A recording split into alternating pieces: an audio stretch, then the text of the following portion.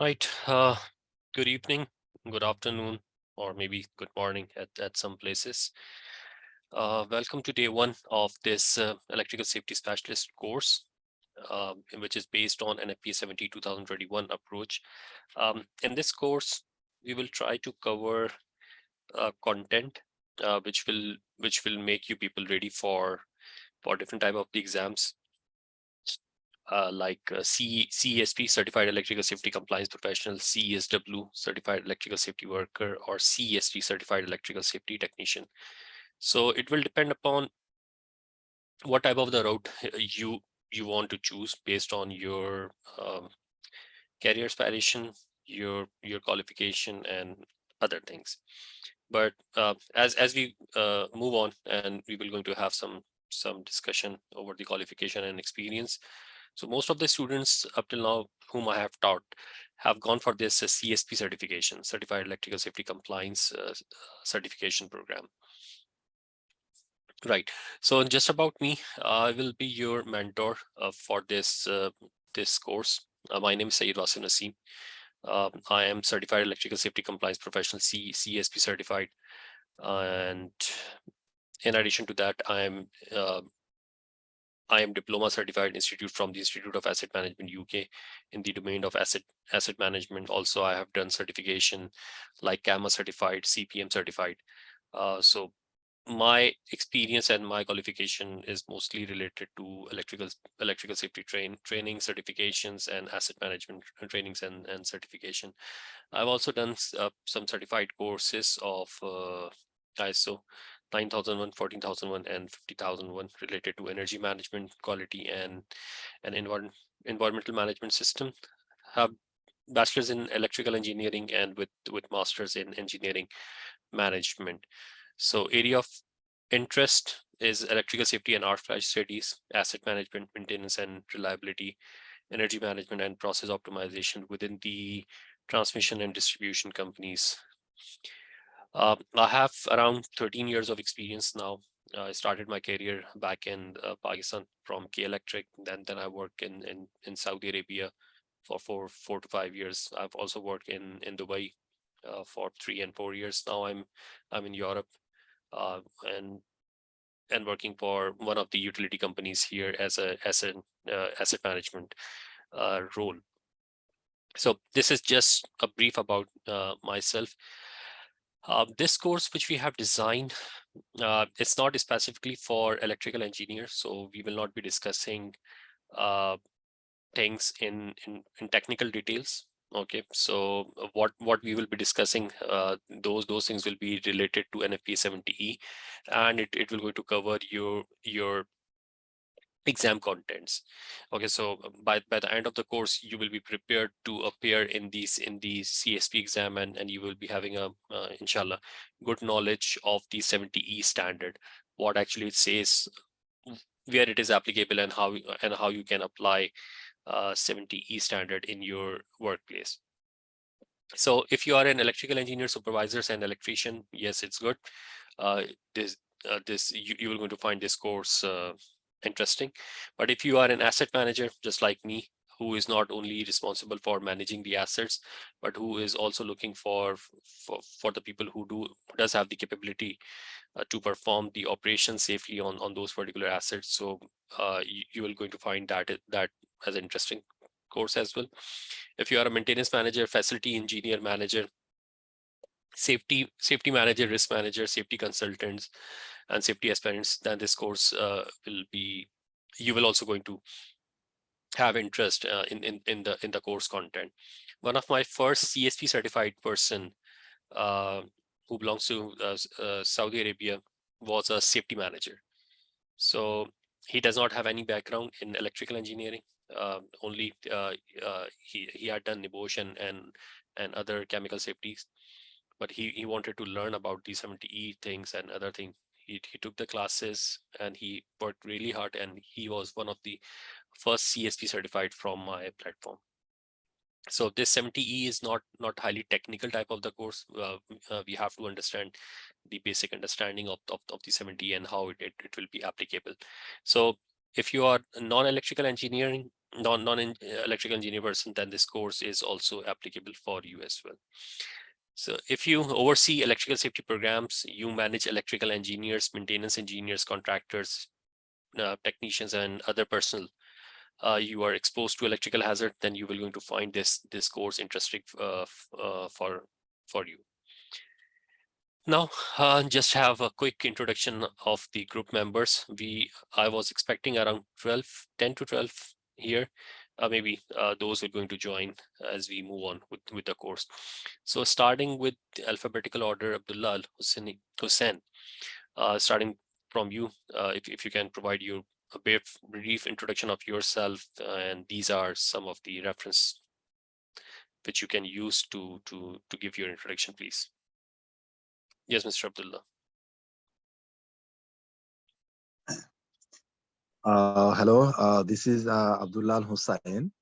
I am from Bangladesh, and actually I am working in a American multinational company, in the textile recycling company as a HSE manager. I am working there, and I have 10 plus years experience in HSE sector. And currently, I do not have any specific certification like CSP or something, but I do have a lot of HSE related training and courses like ISO 45001, ISO 14001. And okay. So actually, in my earlier organization, I was a consultant of HSE. So I did a lot of fire safety audit, and also I attended lots of electrical safety as a audit team member. So I know a bit about the electrical safety. So also, so as a HSE manager, and you know, the maintenance or utility sector is a big area or big interest for safety purpose. So that is why I became interested to do the course of certified electrical safety program. And I think actually, you know, I am not a electrical engineer. So to cover my knowledge and to learn more about the electrical safety, I'd like to do this course. Thank you.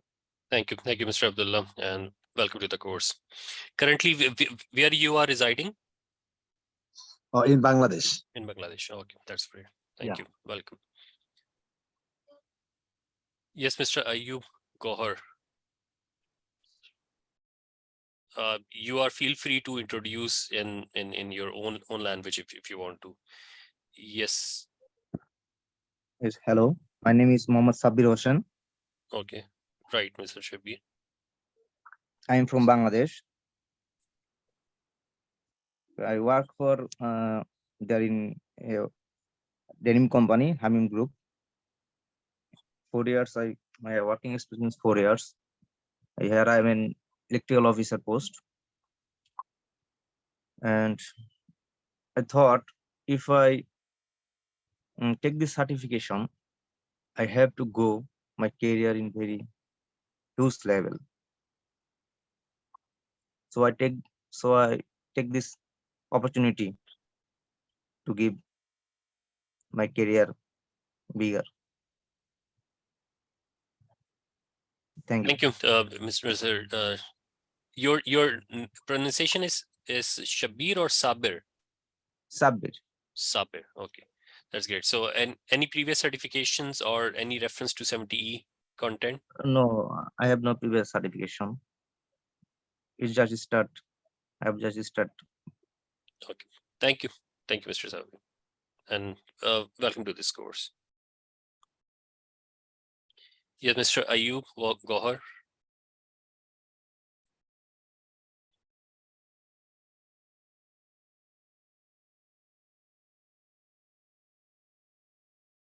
Okay, Mr. Mubin.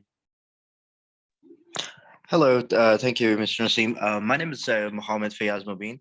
I am actually from United States. I have actually worked in solar installations. My experience is almost 2 years now, and I have a NIBOSH diploma myself. I am currently working on CSP, which is going to be inshallah done in March last week, the schedule for the exam, inshallah. Currently, I'm residing in Qatar.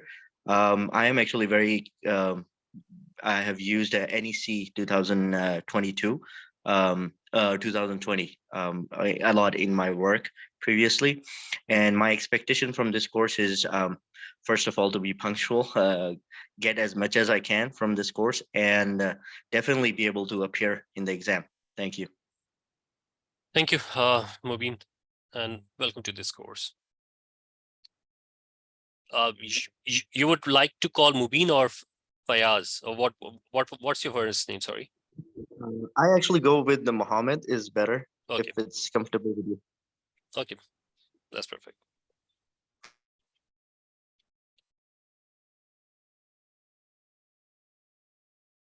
Yes, Mr. Zishan. Assalamu alaikum, everybody. Mr. Wasif. My name is Zishan Khan, and currently I'm working as a QHSE manager here in Saudi Arabia, in TUV, Austria. And my certifications, I have CFPS from NFPA, and I have NIBUSH IGC, and lead editors for ISO 9001, 45001, and for the environment. And my background is chemical engineering, and I have 10 years plus experience. And currently I'm in basically my company, my role is more of into the trainings. And currently most of the training work is like for electrical safety trainings. So this is like a need of time and job. That's why I'm like here with you guys. Perfect, perfect. Thank you, Mr. Zishan, and welcome to this session. Right, so we were expecting a few more. Let's move on. So if you are directly exposed to electrical hazard, for example, if you are an electrical engineer and you're performing job yourself, or you manage electrical engineers, maintenance engineers, contractors, you are into development of the policies, procedures, you are into bringing some changes in your current policies and the working procedures related to electrical work, you will going to find this standard very interesting. Okay, so it might require a bit of change management from your side. For example, normally up till now, because I have worked in Saudi Arabia, and as also I've worked in UAE as well, mostly with the distribution and transmission companies. So for them, working on the 400 volts is like a piece of cake, and they don't consider that as a life work. Mostly electricians and the people who are working there in the field of electrical engineering there. But 70 says that if you have to work on 50 volts and above, that is considered as a energized work or the life work. So if you want to bring changes in your organization and you will be asking your management and the senior electricians and technicians that that you have to establish an electrically safe work condition if you are working on 50 volts and above, that will require a bit of change management approach as well. So as we move on, we will going to see the difficulties, the challenges which you might going to face when you will be applying those things in your organizations. So, okay, let's start with one of the case studies. In the first case study, we will going to see how actually accidents happen. What are the factors which 70E considers that if those safe work practices or the best practices would have been adopted, these incidents could have been avoided. Okay, and what type of the work are allowed as per 70, which you can perform on the life system. Otherwise, you have to establish an electrically safe work condition to perform those jobs here. Let's start with first case study. Have 5 minutes look into the case study, and then we will discuss what actually went wrong, which constituted this incident. Okay, just have a look on this case study for next 2 to 3 minutes, then we will discuss.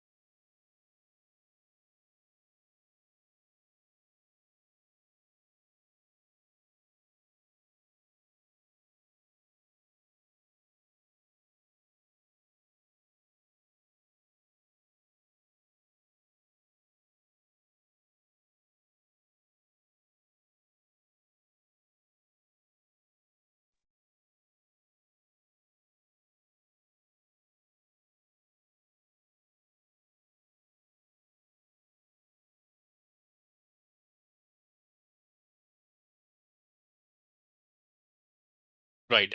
Anyone have gone through this case study and want to share his or her view, what actually went wrong in this one and how this incident could have been avoided if the 70E or what 70E would suggest in order to avoid these type of incidents?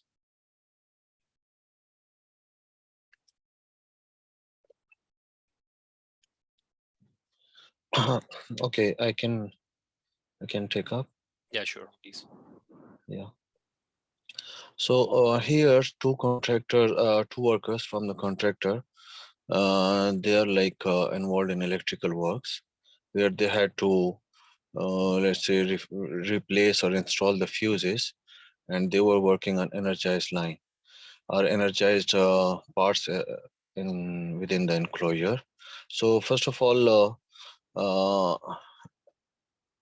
they didn't consider uh, they didn't identify the hazards, which is the basic thing. Okay, if they had identified the hazards, they would have used right tools, and they and the first and the major the posing risk is the equipment is energized. So the decision to work in the energized part, basically this is the root cause. So if uh, this goes wrong, if they had to work with energized part, then they could have installed some to avoid. First of all, it should have been eliminated by isolation, should be disconnected and isolated and locked and tagged out. But otherwise, other than that, if they would have it was mandatory and you must to work inside this enclosure, they could have used some separation to avoid any unwanted contact. And secondly, uh, they had to be like in proper ppes. They had to consider the distances, the arc flash, any following the arc flash label, and with the proper ppes, and using right tools. This is first any for the measure of $200,000. And secondly, they had to like whole of the site and it should be managed accordingly. Like they are using an extension cord that have also problem, like it do not have the circuit interrupter, ground fault circuit interrupter. So additionally, they have been charged with 11,000. So it's like with the like all part of controls are missing here, like from top to bottom, like pp's are missing, administrative controls are missing. And if we go upward, there is no engineering control like gfci. And moreover, if we go up, they didn't substitute and elimination any. So here the problem is with all of the controls were not applied. Thank you, Mr. Zishan, for the detailed analysis of this case study. Yes, anyone else who want to provide their input?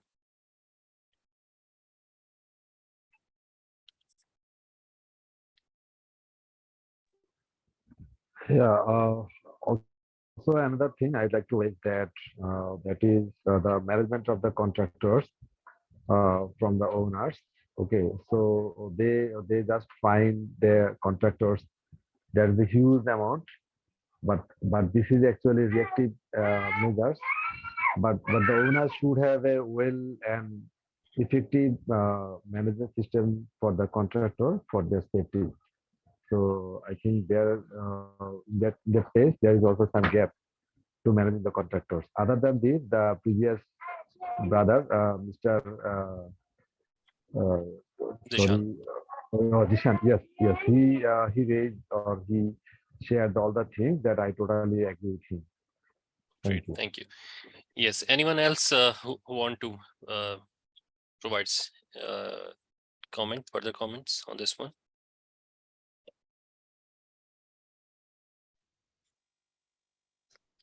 Yeah, so one short comment is that the people should be aware that they can use like authority to stop work if it is unsafe. Then contractors and all the employees they must be any aware of their rights, that they shouldn't be exposed to such environment which is unsafe. So they should stop any in such situation. Great, thank you for all the inputs. Let's try to further dig down into this case study and how and what are the requirements which you will going to find in the NFPA 70, which talks about individual points which have been highlighted here. So electrical contractor was cited for willful and serious violation. These two terms are not used in the standard. So this is only for the case study. 70 does not talk about any willful or serious violation. So what actually the willful or serious violation is, in the handbook it is explained like willful violation is that you know that you are violating something and that has resulted in some incident or accident. The serious violation is that has the potential of causing some incident, an accident, but actually it did not occur.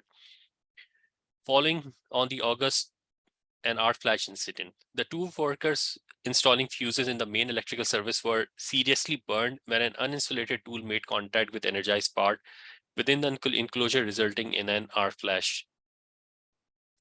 So basically they were working on, might be they are working on low voltage system, and they were using an uninsulated tool, which basically causes this arc flash incident.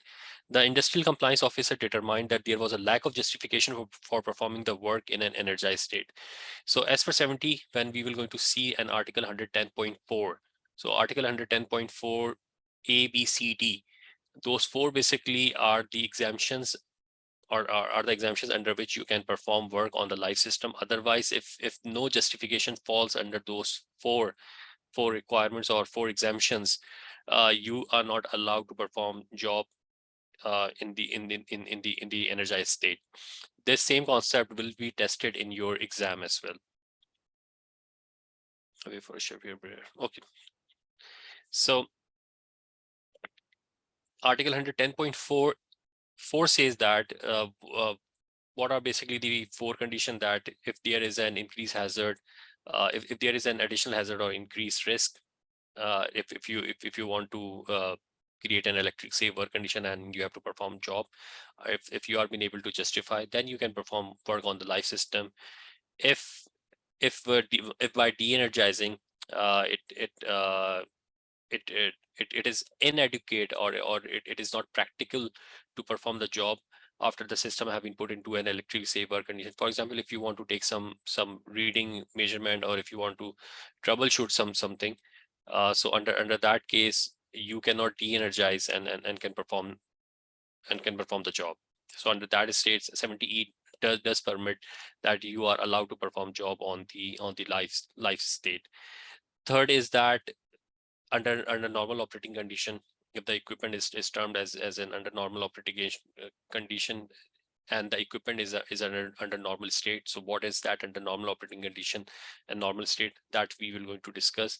And fourth is that if the equipment is operating under 50 volts and there is no chances of electric arc flashes there. So if the job is falling under those 4 exemption criteria, then you can perform work on the live system. Otherwise, there is no justification. Like in exam, they will go to test your knowledge that the work is being carried out in the live state, because the management think that they are they are very close to the deadlines, and they cannot take the shutdown proper, that it's not feasible to create an electrically safe work condition, because it will going to take more time, and they might not be able to deliver the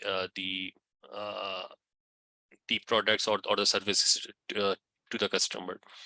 Other reason could be that if you going to establish an electrically safe work condition, it is time consuming, it is costly to take the shutdown from the utility. So any reason which will be stated in the exam and under such case study, that won't be acceptable. Okay, so only justification, the justification which is accepted by 70 is those which is covered in Article 110.4a. So industrial compliance officer determined that there was lack of justification of performing the work in an energized state. So this lack of justification is basically referring to Article 110.4. And the decision to work energized was made by the management. Which management? This is the contract side management. In 70, we will going to see that that it's a requirement that you should have host and contractor management meetings. So there was a meeting happened between the host employer and the contractor employer. Host employer informed the contractor employer about the hazards and the risk associated with the task which they will going to take on. But still, the contractor management decided to work on the energized state. So that's why all these fines have been imposed on the contractor. So, and the decision to work energized was made by the management after being informed by the host employer of the hazards. Additionally, there was inadequate training for the workers exposed to electrical hazards. So this is covered in that the worker were not qualified people. What is meant by the qualification? That definition we will going to cover in detail, which is covered in Article 100. So what is meant by qualified employee or unqualified employee as per 70. So additionally, there was an inadequate training for worker exposed to electrical hazards and failure to provide electrical protective equipment, which is basically the last line of resort based on the amount of incident energy available and the voltage to which those people will be working on. And the failure to provide electrical protective equipment to protect workers from arc flash hazard and the electric current. As a result of these conditions, the electrical contractor was issued a willful citation of totaling $200,000. Compliance officer also issued the contractor two serious citations with $11,000 in fines for additional electrical hazard posed by damaged extension cords, missing grounding pin, and was not protected by a GFCI device. The contractor also failed to adequately barricade the area to prevent unqualified person from entering those areas. So if we're going to summarize what is covered in 70E and what basically the safe work practices, the minimum safe work practices, it talks about the priority is to establish an electrically safe work condition. So in exam or anywhere, we won't be using put off, shutdown a word. The proper word which the 70E says about the equipment which have been isolated from all the energy sources, which have been tested, verified, log out and tag out, and it is safe to work. The term which is used in 70E is electrically safe work condition. So the priority is to create an electrically safe work condition. This is basically the elimination stage.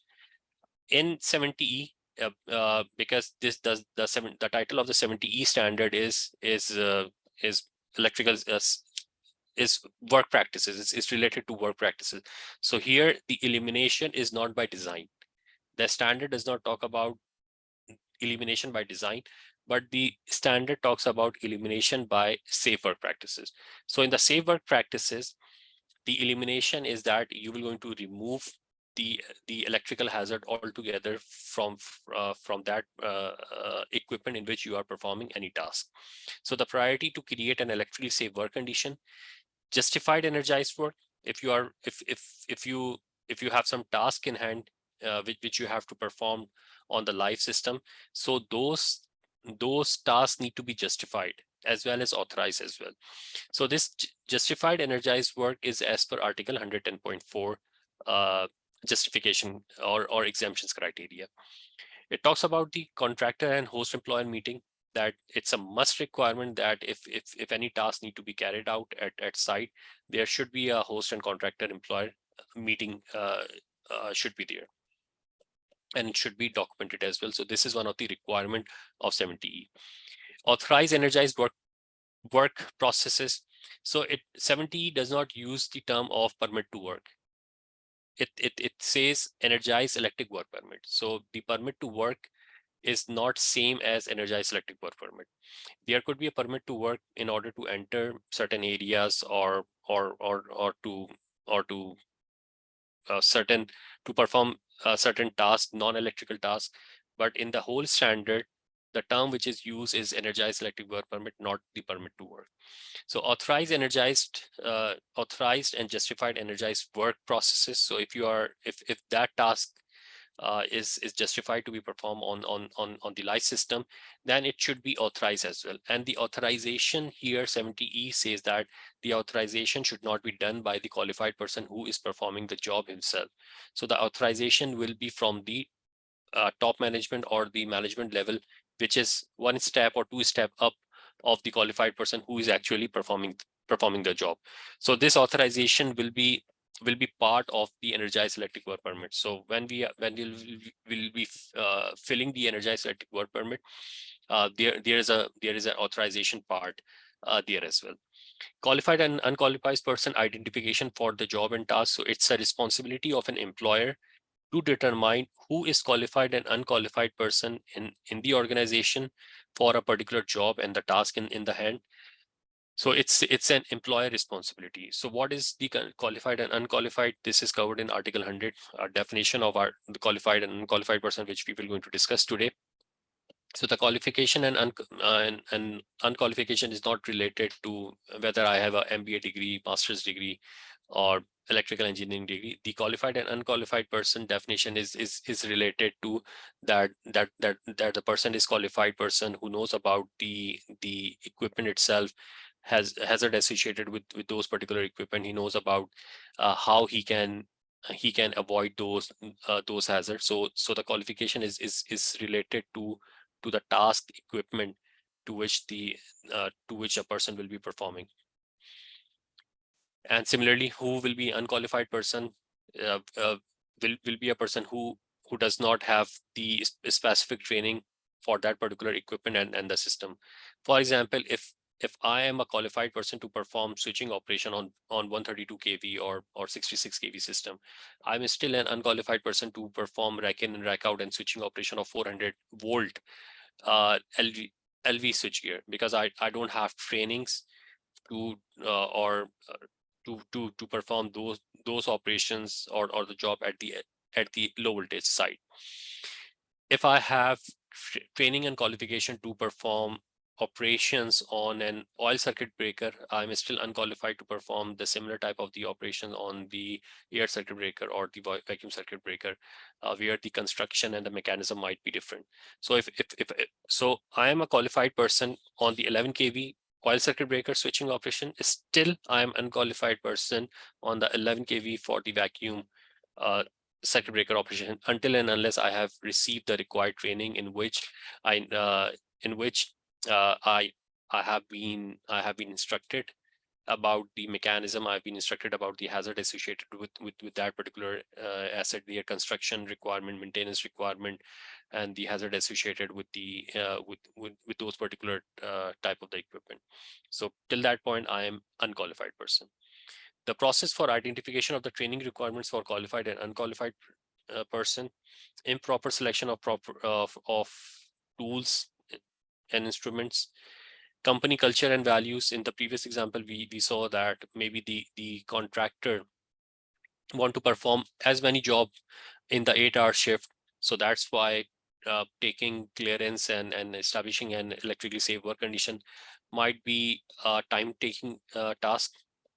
So that's why they are more focused on performing job on the live system, because it might going to take only 5 to 10 minutes to install a fuse. On the other hand, if we have to establish an electrically safe work condition, that then it will going to take more time for the arrangement of the shutdown clearance and performing the task, and then re-energization of the whole system. So if the company culture and values is not towards the safety, they might be focusing on performing the task on the live system. But if the company values and the culture is towards safety, then from the top management, it will be more stress that you should perform your job after establishing an electrically safe work condition. Failure to provide electrical protective equipment to workers from arc flash hazard and electrical current, damage extension cord, missing equipment grounding pin, GFCI device was not available, and barricading of the area to prevent unqualified person entering those areas. So these are some of the things which we have picked, that if those have been fixed, this incident could have been prevented. Yes, any questions or any further comment on this one?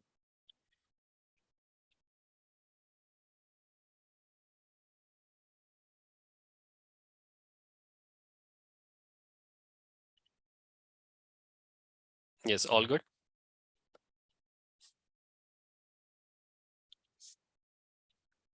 Yeah, this is okay. You can continue. Okay, right, fine.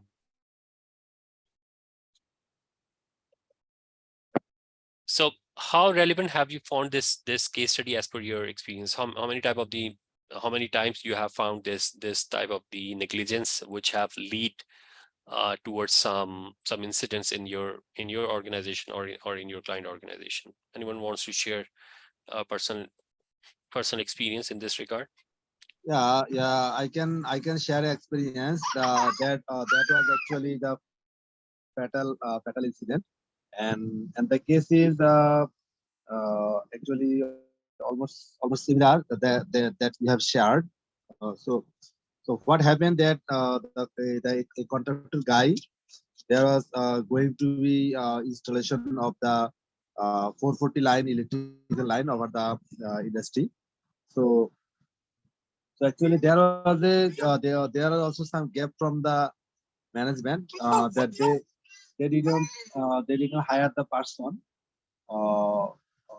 that is the contractor person that is the fully complying the safety requirements, and management also not much aware about the safety. So these guys have has no PP and no fall position safety. So when he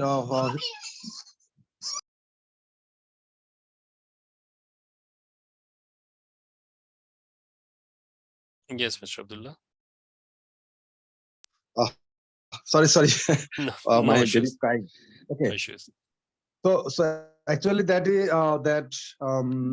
the guy was climbing above the roof and work in 440 line.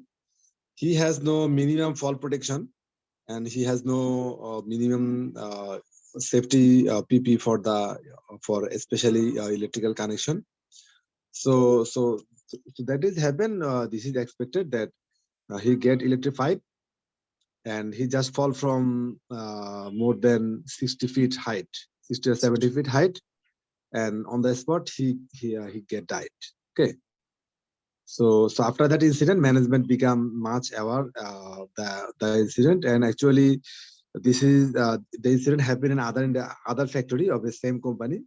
So I was also a member of the investigation team, and I suggested that actually that is a lax from the management, that at first management have to be ensured that those contractors, those who have actually the professional, the complying with the professional safety, and they have the full arrangement of the safety requirements of the electrical.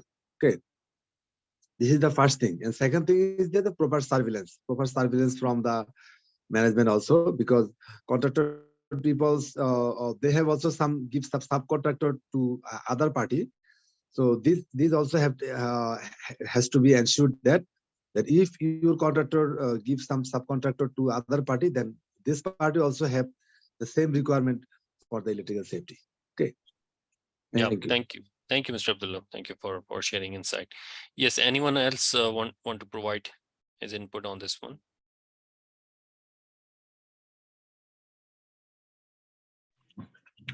Yes, sir. Yes, sir. I find the case study quite important in a sense that it highlights uh, the shortcomings.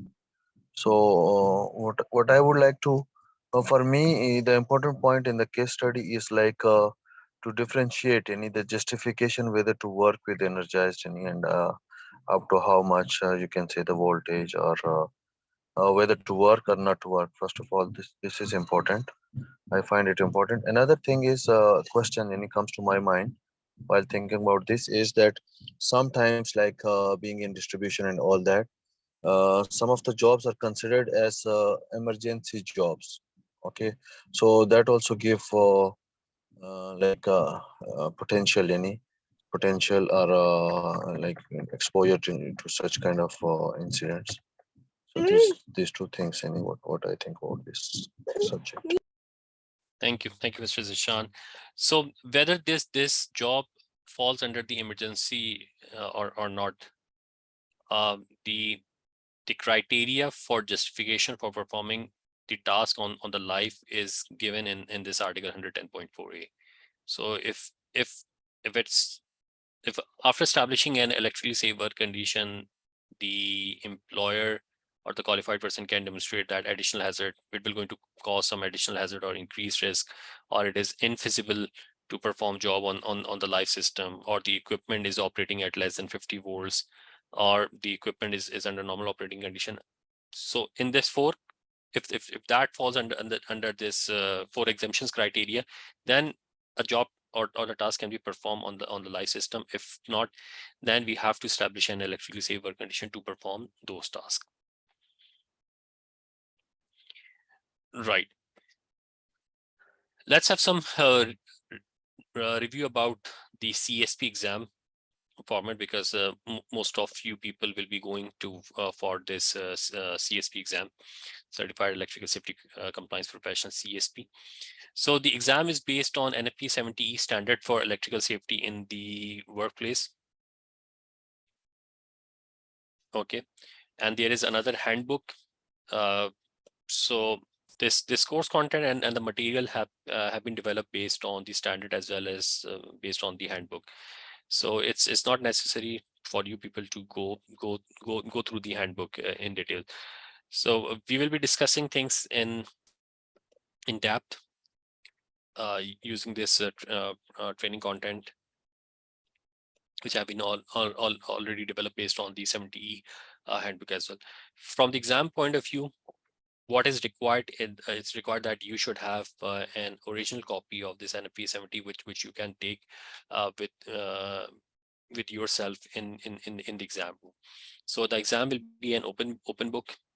Okay, and there will be 110 questions and 180 minutes, 3 hours to do the exam. Right, so the exam is based on this standard 70 standard for 2021.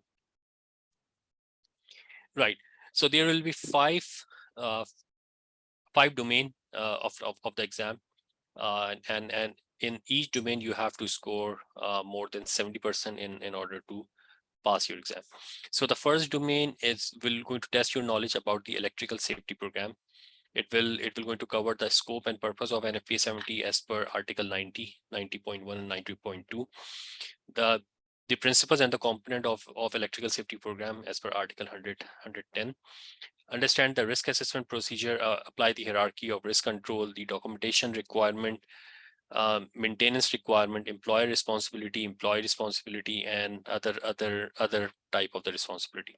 So basically, this domain will going to cover 30% of the exam content. That means around 35 to 38 questions will be from this domain. So the question will be mixed. You won't be able to understand whether this question is coming from is coming from domain number 1, domain number 2. So those categorization is in the background. Okay, so you might be solving question number 1 and 2 from domain number 1, question number 3 and 4 from domain number 4, question number 5 and 6 from domain number 5. So it could be like this, but overall around 35 to 38 questions will be from these content. Around 30% will going to constitute your domain number 2, electrical safety related work practices. Define electrical safety related terminologies, which is from Article 100. Distinguish correct and versus incorrect definitions. Again, this is from Article 100. Emergency procedures for assisting victims of electrical incidents. Identify method for release from the contact.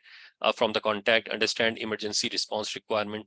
Risk assessment and hazard and analysis, which is a term used here, which will talk about the shock risk assessment and arc flash risk assessment, which will going to further consider the concept of incident energy concept, the boundaries like arc flash boundary and the shock protection boundaries. Those will be covered here. The personal protective equipment, how you will going to select a personal protective equipment based on NFPA 70E standard. What are the different type of the electrical hazards are there, and the use of other equipment like GFCI, overcurrent protection device, portable electrical equipment. So this is going to constitute around 33%. Sorry, 30% of the exam, and around 35 questions out of 110. Domain number 3 will be related to electrical safe work condition, which is based on Article 120. So establishing an electrically safe work condition, understand the proper sequence to establish an electrically safe work condition and to verify those things. So those it will talk about those 8 steps, which is covered in Article 120 and specifically in Article 120.5. Understand the purpose and the application of the single line diagram. Recognize the requirements of temporary protective grounding equipment. Understand the requirement related to the use of those test instruments. The logout and tagout principles and procedures. Understand different forms of controls of energy. Understand the requirements for logout and tagout and equipment requirement. So it will going to cover around 25%. Around 28 questions will be from this session number 3. Session number 4, work involving electrical hazards, which constitutes around 5%. So this work involving electrical hazard will be from Article 110.4, like those exemptions requirement. Identify the criteria for justification of energized work. Recognize exceptions to energized work requirements. Identify the elements of energized electric work permit, and understand when an energized electric work permit is and is not required. So those will be the area from where this domain number 4 will be covered. So chapter number 1 of the standard will going to cover around chapter number 1 and chapter number 2 of the standard will going to cover around 90% of the course content. So what is chapter number 1? Let me take you to the standard and show you the title of the chapter number 1 and 2. Chapter number 1 is safety related work practices. And this also include Article 90 as well. So first 24 pages of the standard will going to cover around 90% of your course content. Chapter number 2, safety related maintenance requirement. This is only 3 to 4 pages. So this chapter number 1 and chapter number 2 will going to roughly going to cover around 91% of your exam content. And this chapter number 3, safety requirement for special equipment. This is basically the domain number 5, which will going to constitute around 10%. So you can expect around 12 questions from this 12 to 14 questions from this domain. So these are the 5 domain in which your knowledge will be tested. So in individual domain, you have to score more than 70% to pass the CSP exam. If in any domain your result is less than 70%, you will be not passed. So individual domain have a weightage. You have to score a good amount in your individual domains. Yes, any questions up till now on the exam format? No, sir, no question. I have one question. For example, if I fail to achieve in one section a 70% number, so what will be the next? That means Overall, either I have to recite for all exam for all sections, or only that section that I did not meet the requirement.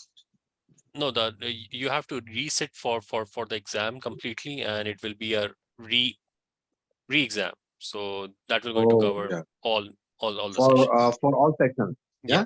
Yes. So it will be a re-exam.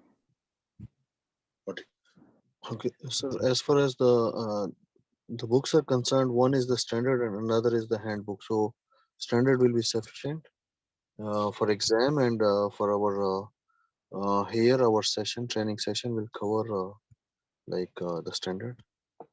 Yeah, the standard will be more than enough for the exam, and we will going to cover standard page by page, word by word. Okay, so each thing from the standard will be covered, inshallah. So each domain has a weightage, not overall percentage. Overall percentage is 70% in each. So for example, if this domain has a weightage of 10%, so within that 10%, that means if it has 12 questions, so you have to score more than 7 correct answer in this one in order to pass, or in order to clear this domain. If you score out of 12, if you score 6 questions, that means you are scoring 50% here. So that will going to make you not pass in this domain number 5, and your overall exam will also be not pass. So you have to score around 8 or 9 question in this domain. So if in this one there are 35 questions, for example, coming from domain number 1, and you have only marked 17 to 18 questions correct, that means you have scored less than 50% in this domain, you will be unpassed or not passed, sorry. So, but if you have scored more than 25 or correct, that means in this particular domain you have scored more than 70%. So this session is clear.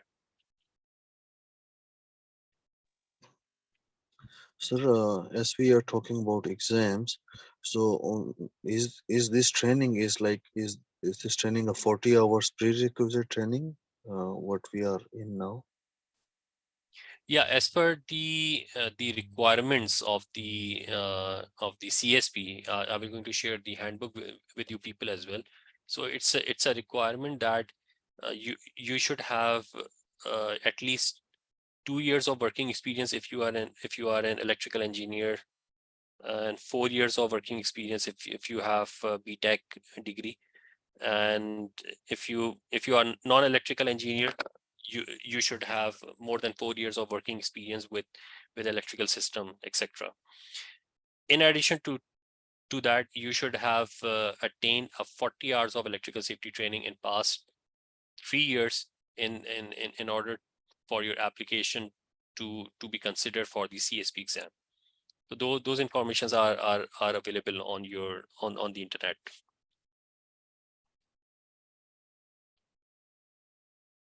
Okay, so this 40 hours training and its certificate is one of the prerequisites for going into the CSP exam.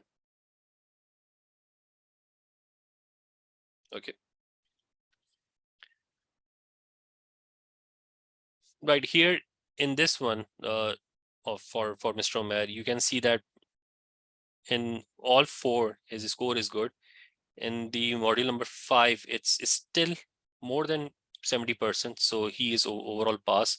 I have one student, one student shared me with me this his result. In 4th session, his answers were more than 70 to 80%, and in only one domain it was less than 70%, and he was not passed. Right. So up till now, I have trained more than 90 people globally, from Pakistan, from Saudi Arabia, Oman, Kuwait, from USA as well. And in my current students are from US, and his exam is scheduled on 28th. Some students are from Singapore as well. So Anybody from Bangladesh? up till now, no. Oh, so if I get the certificate, then I will be fast. You will be the first trained, as well as I think you will be, inshallah, first CSP certified of in Bangladesh as well. So No. So far as I know, one or two guys already got the CSP certification. CSP are Maybe- there. Great. Yeah. One guy I got in my connection. I got to know that he get the CSP certification. Great. I did not knew that. Thank you. Yeah, thank you. So up till now, 18 of my candidates have passed the CSP exams, and others are in pipeline. So majority of the people are from the Pakistan who have got the CSP certifications. If you search, if you search, for example, LinkedIn, you will going to find that not more than 500 people are CSP certified up till now globally. In Saudi Arabia, there are now 3 to 4 CSP certified who have got the training from me. Saleh is there, and other people are there as well. In Qatar, I think there is no CSP certified up till now. In Bahrain, there was one student. Maybe he appeared in the exam or not. I'm not in contact with him, but other students, some people have passed from UAE. One qualified from Kuwait as well. So this certification is getting momentum. Is getting momentum in the Middle East as well. Recently, one of my connection, who is himself a CSP certified, asked me for some of the CV, and he's working in Ma'aden in Saudi Arabia. So they interviewed people, and they hired people based on the CSP certification.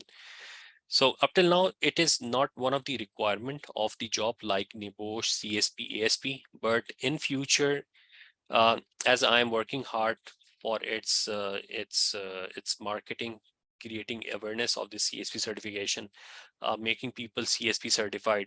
So maybe in future, this CSP certification might going to become one of the requirement in the job, if you are from the testing, commissioning, trainings, or like if you are working with those organizations who are responsible to perform quality assurance, quality check.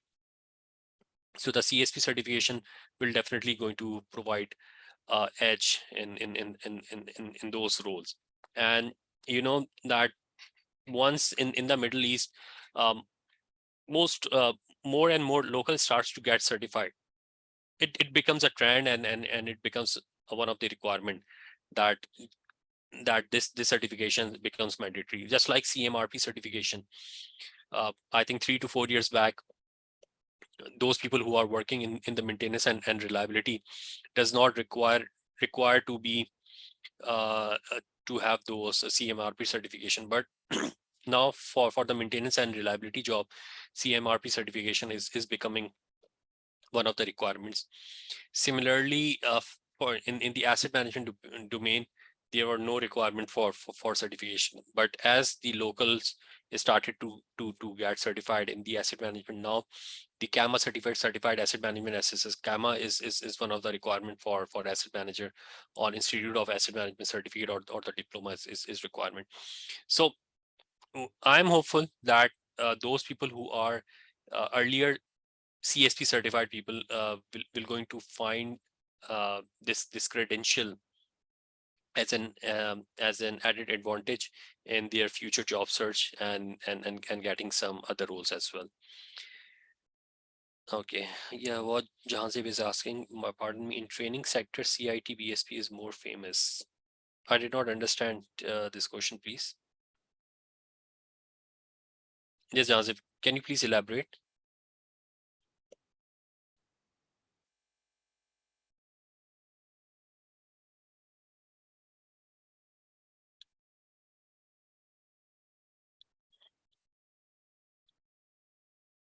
Yes, Jahanzeb, certified. How many training sessions and duration of this training? Certified instructional trainer. Sorry, Jahanzeb, I did not understand your question. BSCP. I'm talking about the CSP, Certified Electrical Safety Compliance Professional. I don't know about this certified instructional trainer, what you are talking about, please. How many training sessions and the duration of this training? So this training session will be of 40 hours or more, depends on student engagement and the question and answers. And number of sessions will be around 10 to 12. So you people will be engaged for 2 months approximately. If you want to increase the number of sessions, it depends upon you people. We can have sessions on Saturday and Sunday morning, 3 hours each, or we can have session on Friday, Saturday and Sunday mornings and Friday evening, just like this, or whichever is suitable for you people. So if you're going to increase the number of days, the training will going to be completed in less number of the weeks. In previous sessions, I have taught this course for 40 hours, for 50 hours as well. Okay, so it depends on the interaction with these students. Right, moving forward, getting familiar with the standard itself. When you will going to open this standard, NFPA 70 standard 2021, you will going to find 3 chapters: safety related work practices, safety related maintenance requirement, safety requirement for special equipment. So chapter number 1, as I told you, it's mainly focused on overall safety related work practices and requirements for general and construction industries. Those are applicable to other type of the industries as well.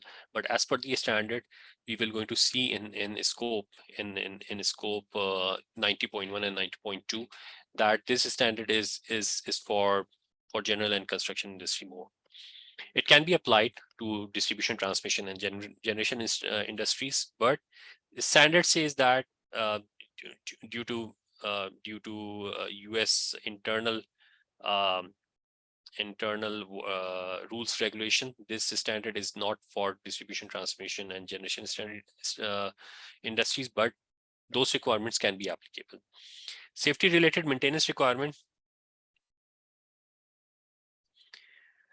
The safety related maintenance requirement is not in depth, in detail, like what should be the maintenance frequency, how you should maintain your electrical equipment and asset, like maintaining your transformer, maintaining your switch gears, what type of the test you have to conduct. No, this chapter number 2 is not same as NFPA 70B, in which we will be talking about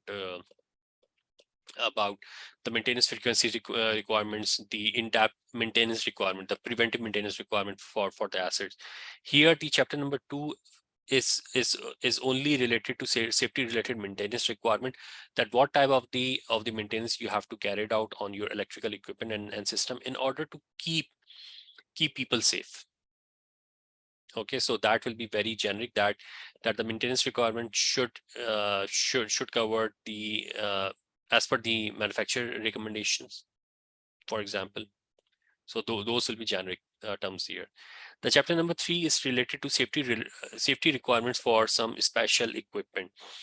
So safety requirement for special equipment in this in this covered basically working with the batteries, lasers, capacitors. So those are basically the special equipment which is covered here in chapter number 3. Then there is an informative annexures. Informative annexures are not the part of the requirements of the standard. So what is meant by the requirements of the standard?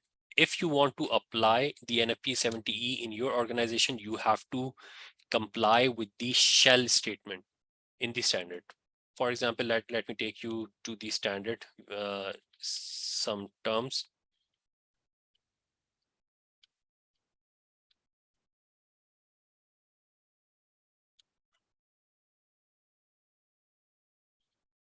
Like here, what's the employer responsibility? The employer shall, whenever there is a shall requirement, whenever there is a shall word there, that means it's a mandatory requirement. So if you are in an organization, in your client organization for some audit purpose, or if you are implementing an NFPA 70E in your organization, you have to comply with those shell requirements. So shell requirements should be part of your implementation, as well as when you are performing the audits in your organization. Priority, the hazard elimination shall be the first priority. So this is the mandatory requirement against which you have to be compliant. So here in the annexure does not carry the shell terminologies. Annexure is there to provide further information to the mandatory requirement which are stated in chapter number 1, 2, and 3. So informative, so the information and the things which are present in your informative annexure, those are not basically the part of the mandatory requirement which you have to implement or audit as a part of your responsibility. So this chapter number 1, 2, 3 are basically the body of the standard, the mandatory part, and informative annexure provide you additional informations. Yes, any questions up till now on this slide?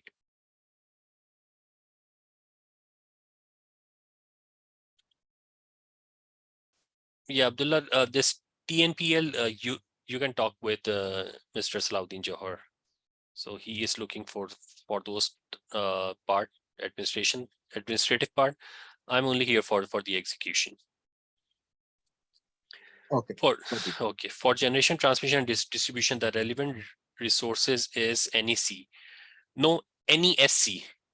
NESC is basically applicable to distribution, transmission, and generation. The NEC, National Electric Code, again is on the right hand side of the connections point. So what is on the right hand side of the connection point? The point from where the utility and the customer is differentiated. So NESC, NFPA 70B or NFPA 70E, these are applicable to the consumer end or customer end. Those are not applicable to the generation, transmission, or distribution. So it's not applicable on the utility side as in US. Okay, but if you want to apply those things in your industries, in your organization in Saudi Arabia, in Bangladesh, in Pakistan, it is made of best practices, because we are adopting those best practices from other countries. This will going to full, and if it's going to fulfill our requirements, it is applicable. But in the US, NFPA 70E is not applicable for the electrical safety for distribution, generation, and transmission company main equipments. But other equipments, like in the generation plant, if I have a distribution system within the generation plant which is looking for its HVAC system, its utility, or that distribution system is taking care of is taking care of their accommodation, housing, warehouses, 70E is applicable. But the 70E is not applicable to main generation electric equipment like generator, transformers, motors, or those basically the critical electrical equipment within those generation and distribution and transmission industries. In a scope, we will see that, for example, I am I'm a utility and I'm providing some bulk supply to a customer. So the customer have their own substation, which is operating at 132 kV. So the customer or the client can apply 70E on his premises, on his grid station, which is 132 kV. But on the other hand, the utility sector, which is basically providing a bulk supply to that client, cannot apply 70E in his industry. This is basically due to US internal rules and regulation. For US, for utility industry, they have to be compliant against NESC requirement. They cannot become compliant against NFPA 70E, but the consumer can apply 70E requirements in their premises. So this is you have to keep in mind from the exam point of view, and we will going to further discuss when we will be discussing Article 90. Okay, Mr. Zishan.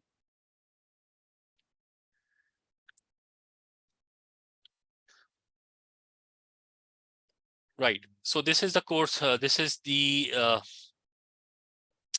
content you will going to find in the standard. Just today, I will be sharing the soft copy of the standard. If you have time, just go through the individual things which we have discussed. For example, chapter number 1 will going to cover the safety related work practices. Chapter 2, safety related maintenance requirement. Chapter number 3, safety requirements for special equipment. And then there is a list of the annexure. From the exam point of view, chapter number 1 and 2 will going to constitute around 90% of the exam. Chapter number 3, 10%. Annexure, there will not be direct questions from the annexure, but the concept which will be covered in the annexure will be asked when you will be solving questions in domain number 1, 2, 3, 4, or 5. So during this training program, we will be touching annexure as well. Okay. So let's move and try to solve some sample exam questions, starting with some less difficulty level, and then we will move towards a bit of difficulty level will going to increase as we move on. So there will be some 10 questions we will be looking right now with some explanation. Starting with the first one, you won't be finding this type of the question in exam. This is very easy, but this might be asked through some scenario or some twisted type of the language in the exam. What is NFPA 70E? You can write your answer in the chat.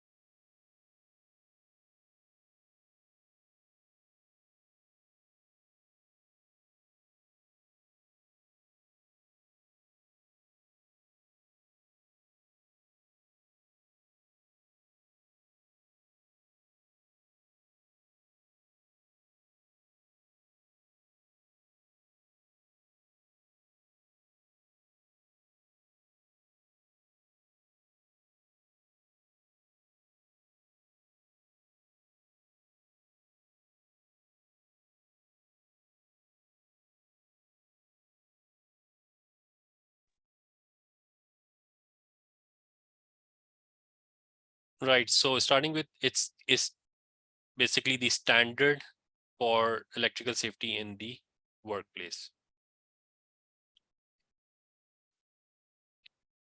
What is the purpose of NFPA 70E?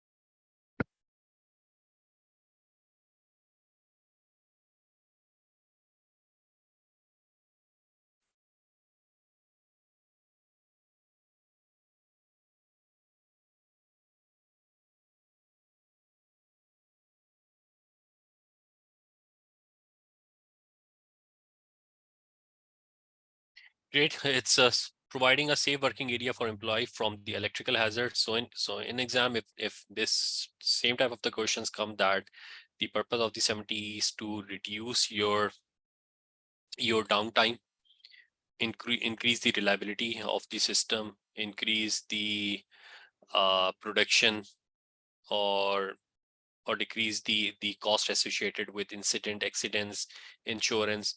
So those will be wrong options. So the main motive and the purpose of the 70 is to provide a safe working area for employees from the electrical hazards.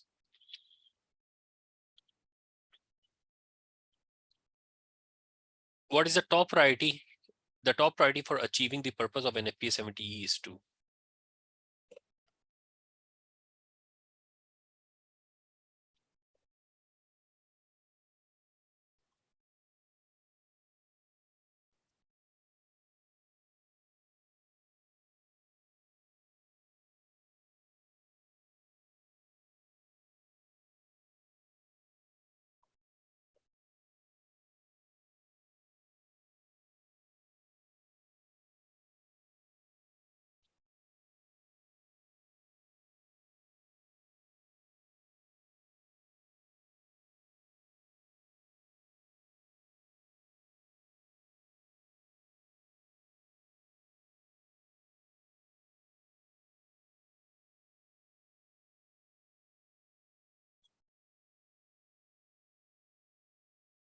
yeah, the right answer is option number C.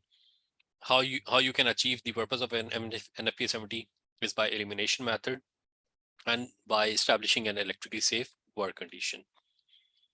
What is the objective of an electrically safe work condition?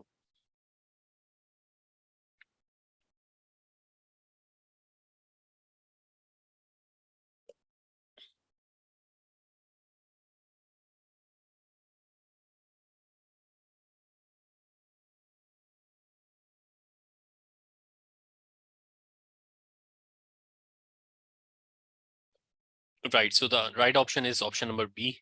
So this type of the question might come in some situational base.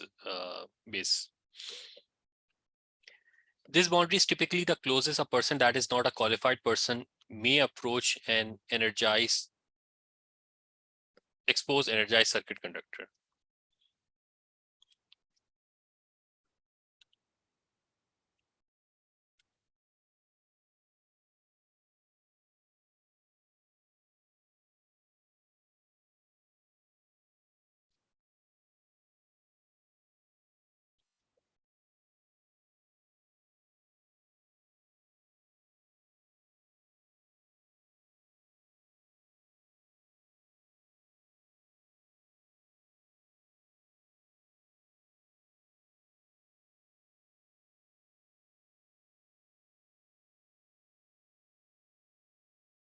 The right option is option number C. We will discuss that in detail. This is basically the limited approach boundary which is covered in the standard. The boundary at which a second degree burn on unprotected skin can occur within 1 second.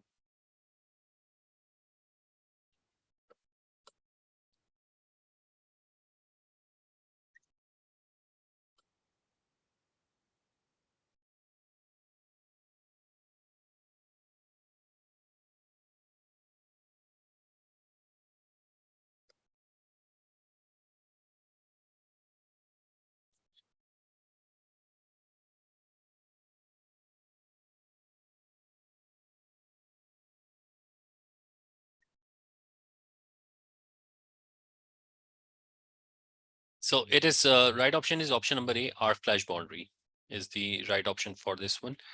This type of event covered by 70E can produce intense heat, sharpened molten metal, intense light, poisonous oxide, and the pressure waves.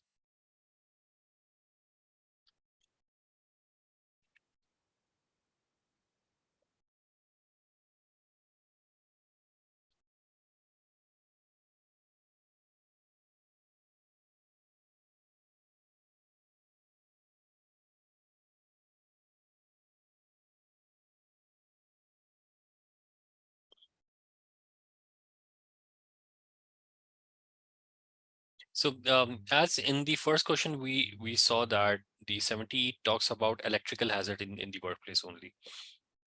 So in the complete standard, you will going to find that it talks about electrical hazards only in Article 120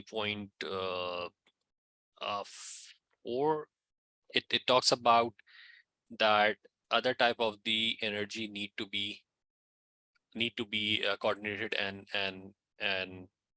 and stop. The other type of the energy, for example, if I'm working at a particular location, I have to perform some electrical task, and there is other type of the energy is also available in that particular location. Maybe some energy in the form of fluid, a gas, or it's in the form of heat. So till that point, I'm performing some electrical work there. So I will be doing electrical isolation. I will be putting that electrical equipment in electric safe work condition, and other form of energy need to be also coordinated, and those need to be also under logout and tagout. So if in that particular case, it talks about any other type of the hazards or energy in the stand in the full standard. Otherwise, 70E talks about only electrical hazards. So you won't be finding in NFE 70 hazards related to the fire, fall from height, slip, trip. No, it won't be talking about. So the gas explosion is not type of the hazard which is covered in the standard. Electrical hazard includes shock hazard, electrocution, burn hazard, arc flash, and arc blast hazard. So four type of the hazard is covered in Annexure K as well as in the standard. So arc flash hazard is the type of the hazard which is covered in the standard, and these are the thing which is associated with the arc flash hazard.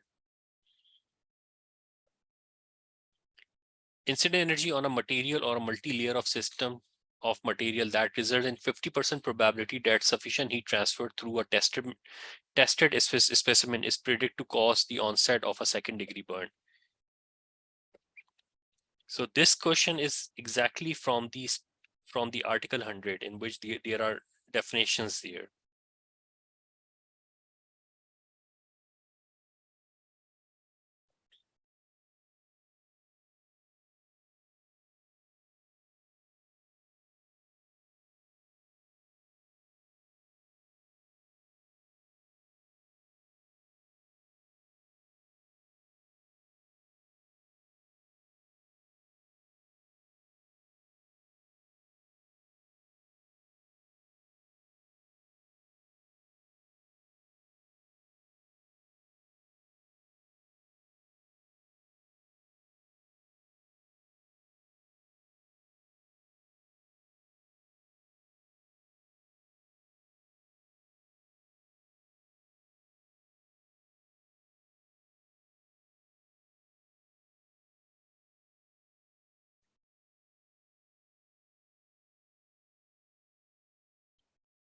So this is an ATPV, R thermal performance value. So what is the difference between the ATPV and EBT?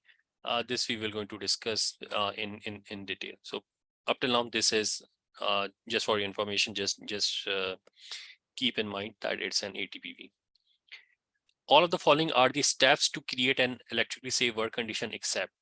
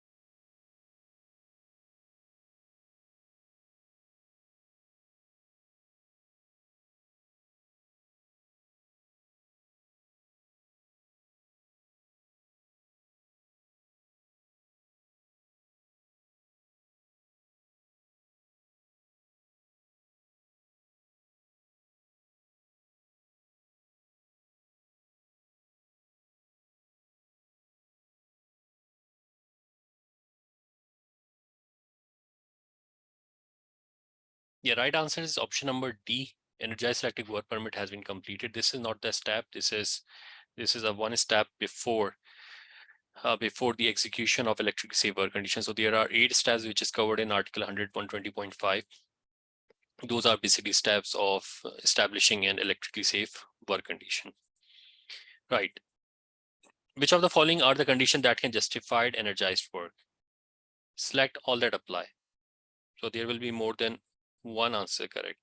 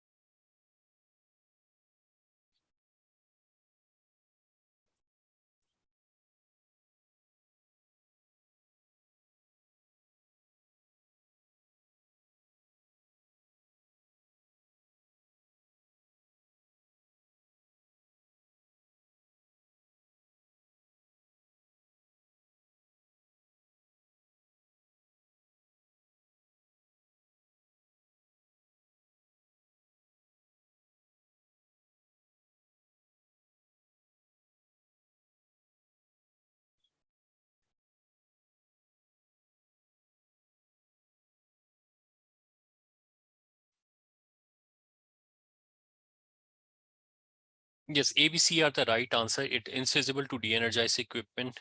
De-energizing equipment would introduce additional hazard. The equipment is used being under normal operating conditions. So ABC will be the right answer. I have to correct the answers here as well. So first three are correct. D is about 150 and above is covered. So 50 volts and above are basically also considered. So here it says about 150 volts and above. So that's why this is not right. Right. So about this course, how we will going to be proceeding? We will be having around 6 modules. Module number 1, introduction to holistic electrical safety at workplace. So in this we will be talking about 70E and beyond as well. We will be sharing some personal experiences and other standards which in domain of electrical safety. So module number 1 will be generic. In module number 1, we will be having a holistic look of the full standard. We will be moving from one page to another page based on the question and answer which you have in your mind, as well as if I need to explain anything and I have to go from page number 1 to page number 40 and then I have to come back to page number 3. So we will be hopping from one place to another place. From module number 2, it will be more systematic. We will be following each and every articles of the standard. So module number 2 is based on electrical safety program elements, in which we will be covering Article 105 and Article 110. In module number 3, we will be covering Article 120 in detail.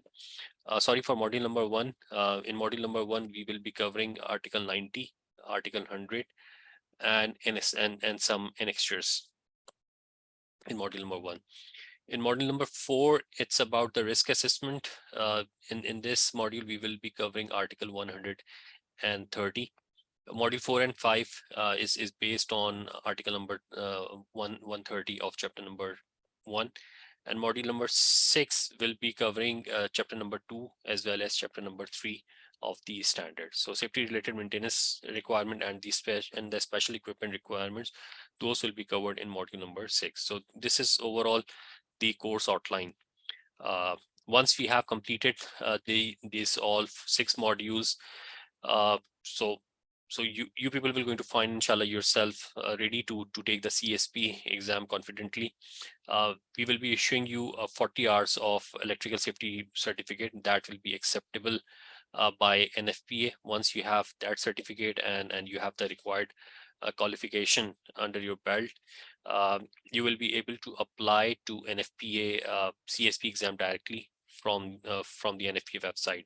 If you require any assistance in that particular application, I will be happy to help you for that as well. Right. Any questions up till now?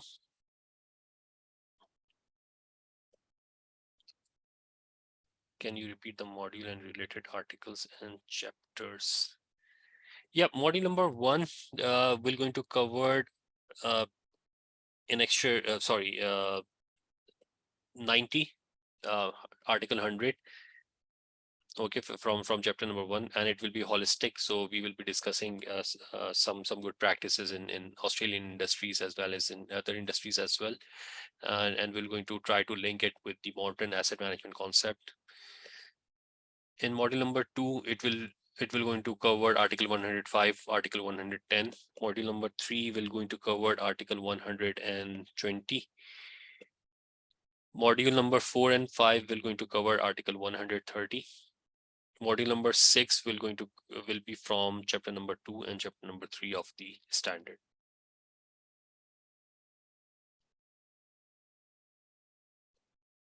Okay.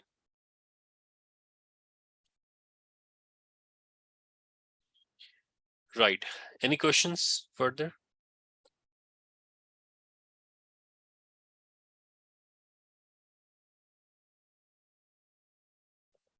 Okay.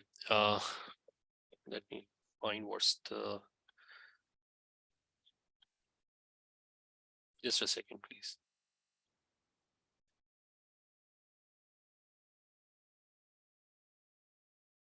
Right, 35. Okay, let's take 5 minutes break, 5 to 10 minutes break, because it's some Maghrib time here. Okay, how long this session will continue? Because in Bangladesh it is 11:10 p.m. now. So we have 1.5 hours as per the schedule. Because it's a bit difficult. I'm right now in UK, so it's 5:30 for me. Some people are in the Middle East.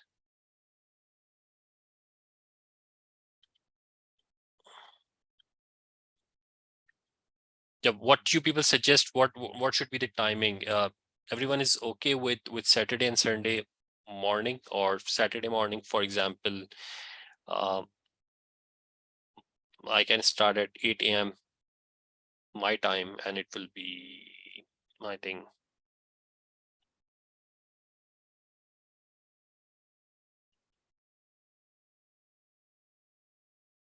Friday evenings are good. Chale, let's discuss this point on the WhatsApp group once this session is complete.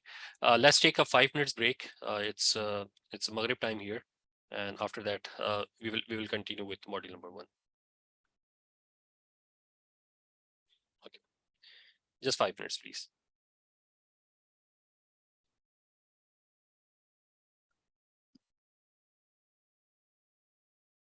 Right, so I will try to extract the picture from the recording.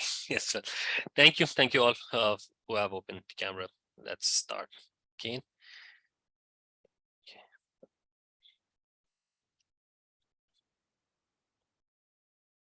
Okay, starting with module number 1, the introduction to holistic electrical safety at workplace. This will going to cover the article 100, article 90, informative annexure C and informative annexure K.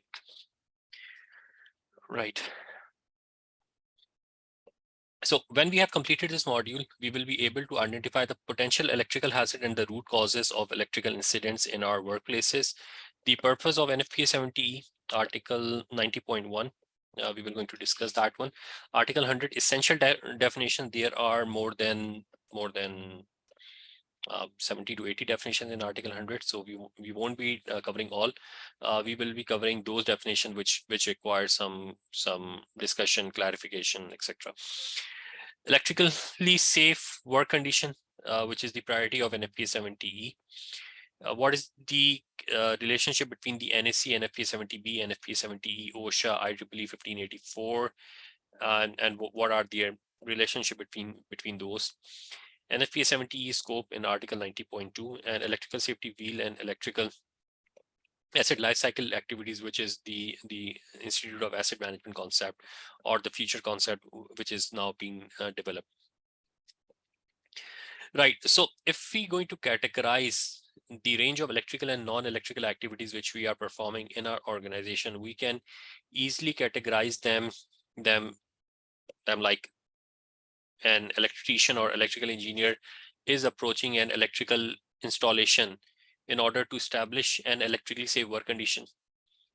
That means he has to perform some switching operation in order to establish an electrically safe work condition, or he is performing some normal operation of electrical equipment. For example, I have entered into a warehouse or a workshop, and then I'm just switching on. I'm just switching on some MCBs or switch to open all the lightning rods. So that could be part of the normal operation of the electrical equipment. So in order to just open that switch or a breaker, 10 ampere breaker, if that equipment is under normal operating condition, I can perform that operation like this. But if I'm not sure about the operating condition of those electrical equipment, if I don't know whether that equipment has been maintained over the period of time correctly or not, whether there is some impending failure has developed in that 10 ampere breaker or not, and if I'm going to switch on that breaker, it might cause some arc flash. So that equipment will not be considered under normal operating condition. So just to operate that 10 ampere breaker or switch, I have to take into the consideration the requirement which is stated in NFE 70. But if I consider those things as a normal operating condition, then it is allowed to come in contact with those electrical equipment to perform those operations. Third type of the activity which I will be performing is related to some diagnostic type of the work. I will be performing some testing, voltage measuring, thermography, inspection. That falls under the category of performing diagnostic work under 70E. So these type of the work, diagnostic work, these are allowed as per 70E to be performed on the live state. This basically falls under the exemptions category of Article 110.4B, infeasibility.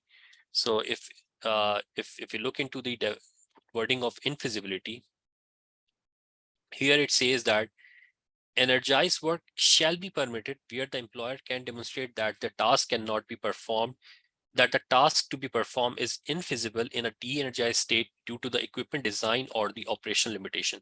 So these fall under the operational limitation. For example, I have to perform some troubleshooting. I have to identify, or I have to take voltage measurement where due to the equipment design, there is no provision of taking voltage measurement through sensors. So I have to come in contact with those equipment to take the voltage reading. So due to those operational limitations, I have to. So those will going to fall under the exemptions category of 70E, Article 110.4B, and I can perform those tasks on the live. Repair and replacement, this is basically fall under the physical alteration. If we might be coming in contact with electrical installation to repair as a part of the maintenance, or replace, which is also as a part of the maintenance activity. So these type of the activities, 70E does not allow directly that it falls under the exemption category. It might going to, if anyone wants to perform this activity on the live system, then he have to justify as per the Article 110.4A exemptions category requirement, that if I going to establish an electrically safe work condition, there is some increased hazard, there is some additional hazard or increased risk is there. That's why I have to perform repair or replacement task on the live system. Fifth type of the task, which normally unqualified person are performing, which is related to an housekeeping near electrical installation. So normally the interaction within any industries, if you talk about, those interactions will going to fall under this five groups. Either you will be establishing an electrically safe work condition, you will be performing some normal operation, you will be performing some diagnostic work, repair and replacement task, and the housekeeping task. Yes, any question or any point on this one? or any other situation which pops up in your mind?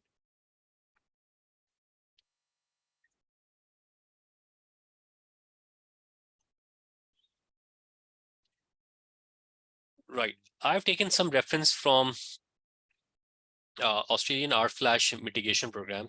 So they have also categorized different type of the task related to the disk, related to the risk. So this is not covered in the 70s standard, but it's a good way of showing risk related to the activities which you are performing in your organization, and the qualification plus the personal protective equipment requirement for the job. So normally if you are interacting with electrical equipment, the risk level is not same if you want to just switch on an electrical equipment. For example, if you are coming in contact with electrical equipment which is just repaired, and then you want to re-energize those electrical equipment, the risk level associated with that particular task is much higher as compared to you are normally operating that an electrical equipment as a part of its normal operations.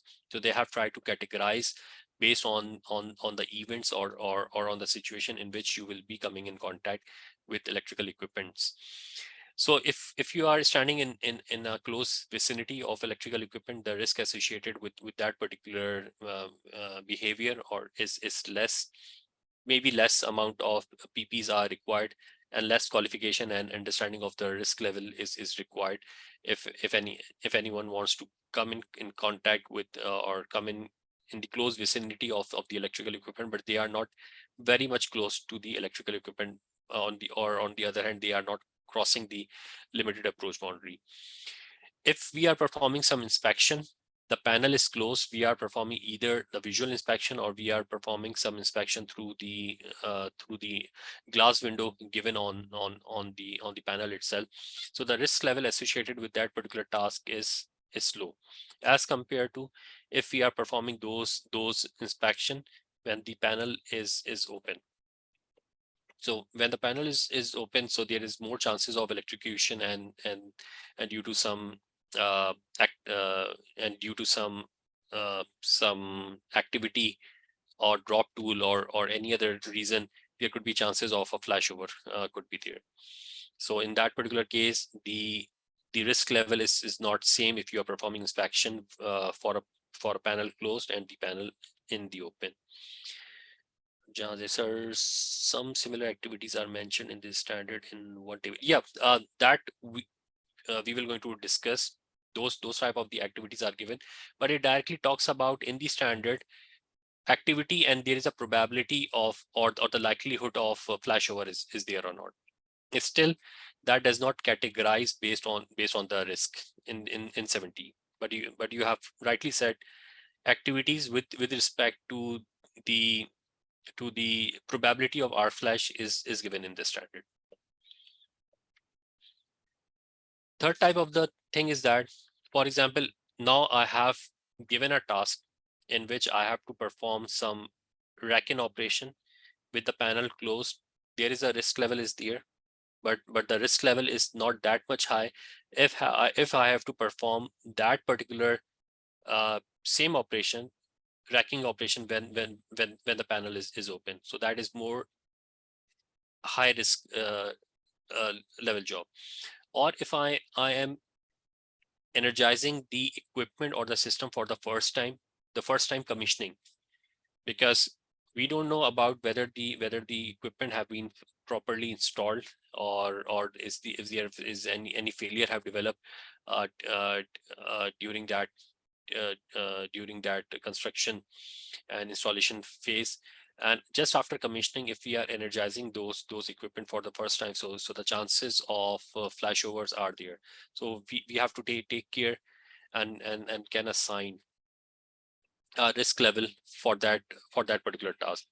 Similarly, if we are restoring an electrical equipment after fault, it has gone through some failure, a maintenance activity have been performed. Now once maintenance is completed, we are now re-energizing those electrical equipment or installation. So the risk level is much higher in that particular scenario. So this figure or the explanation which is given in our flash mitigation program of the Australian distribution and transmission company, it provides us a good insight that the risk level associated with different activities is not same, and you have to take into the consideration different type of the risk related to the different activities and what are the qualification requirement or for the people who will be involved in those particular activities, and what are the PPs required. So you can brainstorm for your own organization and you can create a similar type of the chart in your own organizations, that what are the type of the activities are being carried out in your organization, what are the associated risks, what type of the qualification training is required to perform that particular type of the task, and what are the PPs required, or or different type of the policies and the procedures. It can recommend that under this condition you need to follow this policies and the procedure, and for other this. So these PPs are not mentioned is as per the 70E requirement. So just ignore these PPs. What are the PPs are covered in table 130.5G and 130.7C 15C. So those are basically the PPs required as per the 70E requirement. Those will be used here. So this is just for an explanation purpose, that you can develop similar type of the chart for your organization in which you are mentioning the electrical and non-electrical activities in your organization versus the risk. Okay, any questions up till now on this one? This concept that in commissioning stages that there is a chances of failure is there. It comes from the maintenance and reliability best practices, which talk about this bathtub curve. So this bathtub curve says that the chances of failure or the failure rates are high at the starting of the life of an asset when we are commissioning any asset. Then it becomes a bit smooth, and then at the end of the life of that asset, due to the wear out, the failure increases over the period of time. So in this particular scenario, we are maintaining those asset and then bringing back into the system. So you can identify your assets, your assets in your portfolio. Those are following, or those are falling in this range. So for example, if you have identified 10 switch gears which are 40 years old, so you might have, you can assign them a different risk category, because now you are now there will be wear out on those assets, and the chances of failure of those assets will be higher as compared to those assets which are new. So you can ask your maintenance people to develop different maintenance strategies for those particular assets. For example, increase inspection requirement in of those assets, or being in the field of HSCQ, because you are looking for the safety of the people who will be interacting with those equipment. You can go for an asset replacement decision as well. That asset need to be replaced with the new assets, because those assets have reached their end of life, and the chances of incidents are higher when we are interacting with those assets.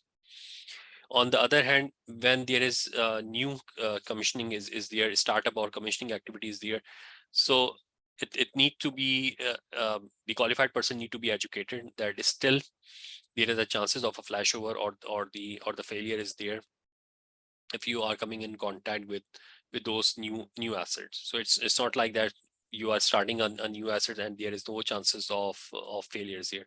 So this is also a risky activity. This is also a risky activity, and during the life of the assets, when you are interacting with those particular assets, you should take into the consideration that there is a chances of failure is always there. Right. So what are the requirements of qualified and unqualified person related to electrical equipment and system as per the NFPA 70 2021? Let's move on. What type of the activities is being carried out? There are 2% who are carrying out some inspection activities. Maybe they are performing thermography, or they might be performing some ultrasonic discharge, or they are just trying to find some hotspots using their thermographic camera. They have this is only 120 and 128 volts on which they are working. They are wearing a complete PP package, which is as per the 70E requirement. So because there is a black hour here, so the incident energy is less than 12 cals per centimeter square, because if the incident energy is greater than 12 cals per centimeter square, as per the table 130.58, the black hour and this face shield is cannot be wear. You have to wear the flash hood. So by seeing the PP, I can suggest that the amount of the incident energy at this particular task or at that particular location is less than 12 calories per centimeter square. So this person is wearing a helmet with a face shield and the black hour inside, if you can see here, which is covering his mouth area. He's wearing glasses, as well as he will be wearing earplugs for the ear protection. He's wearing leather gloves with the rubber insulating gloves as well, or he can wear heavy duty art flash gloves, because he's not directly coming in contact with electrical equipment. And he's wearing personal protective equipment or PPs rated for less than 12 cals per centimeter square. So this type of the activities still he is performing. He's not coming in contact, but he is wearing the required PPs for that particular task. Yeah, is there any question? Black hour, how to pronounce? This is a difficult pronunciation. Right. I myself struggle in this pronunciation, and I don't know whether I'm pronouncing it correctly or not. In my other classes with the US citizen as well, it's a different type of the pronunciation. It's difficult. Right. So these type of the PPs is they are wearing to perform this particular task. They are keeping a particular distance. In 70E, there is a stress on working distance, that the incident energy is calculated based on the working distance on which you will be performing any particular job. So they have calculated and they have maintained a working distance. If they will be performing the similar job with closer working distance, this the incident energy will be higher in that particular case, and the PP requirement will be different. Maybe they might have to wear 20 cals per centimeter square or 40 cals per centimeter square PPs to perform this similar job if the distance is this working distance is not maintained. Second time of the activities. So these people are qualified to perform diagnostic work. Okay, whether the diagnostic work is being carried out using thermography. So if they are performing some thermography, so they are qualified person to perform thermography test.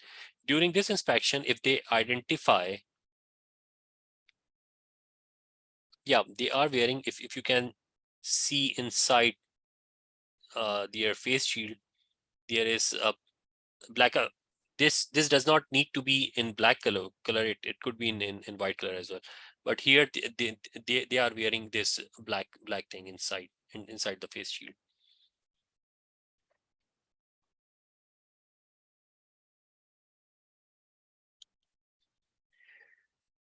Right. So these people are qualified person to perform this inspection task. So during this activity, if they find that there is some loose connection is there, they cannot simply perform that particular activity. For that particular activity, they need to be a qualified person to perform that particular task. Okay, so as per 70, you might be qualified person to perform one activity, but you are still unqualified person to perform another activity, because for that particular activity, and if it is need to be performed on the energized state, you will be changing the working distance, and when you will be changing the working distance, that means more incident energy will be there, and when the incident energy is higher, uh, the PPs will be different.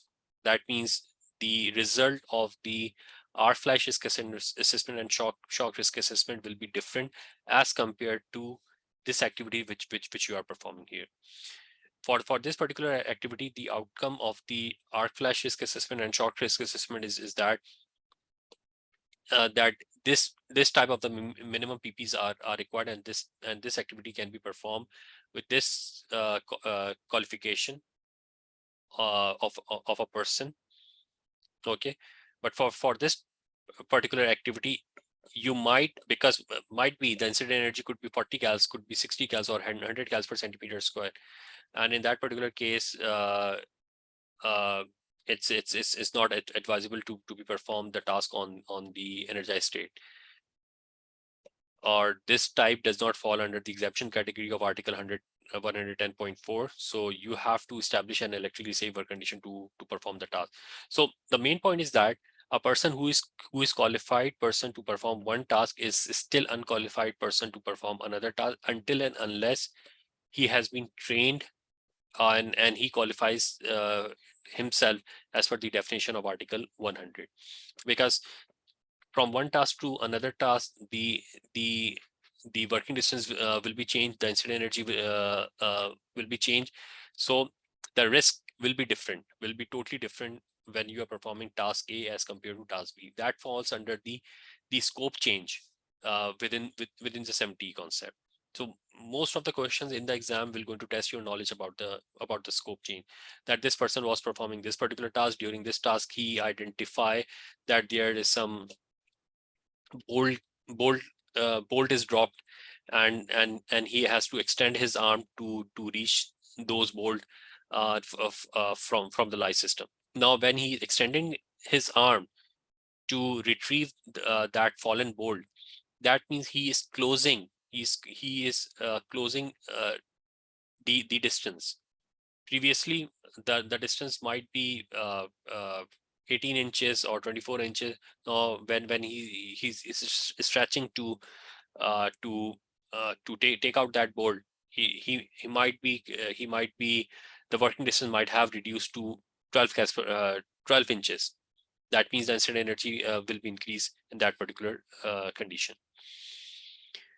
So what procedure is followed in your organization to determine the qualified person related to the task?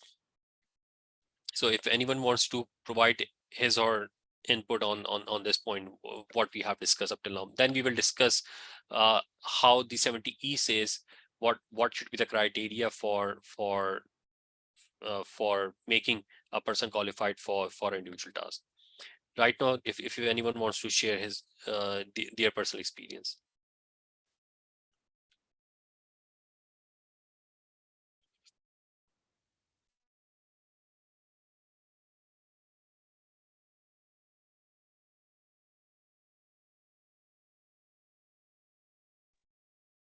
Yeah, anyone wants to share experience, current procedure?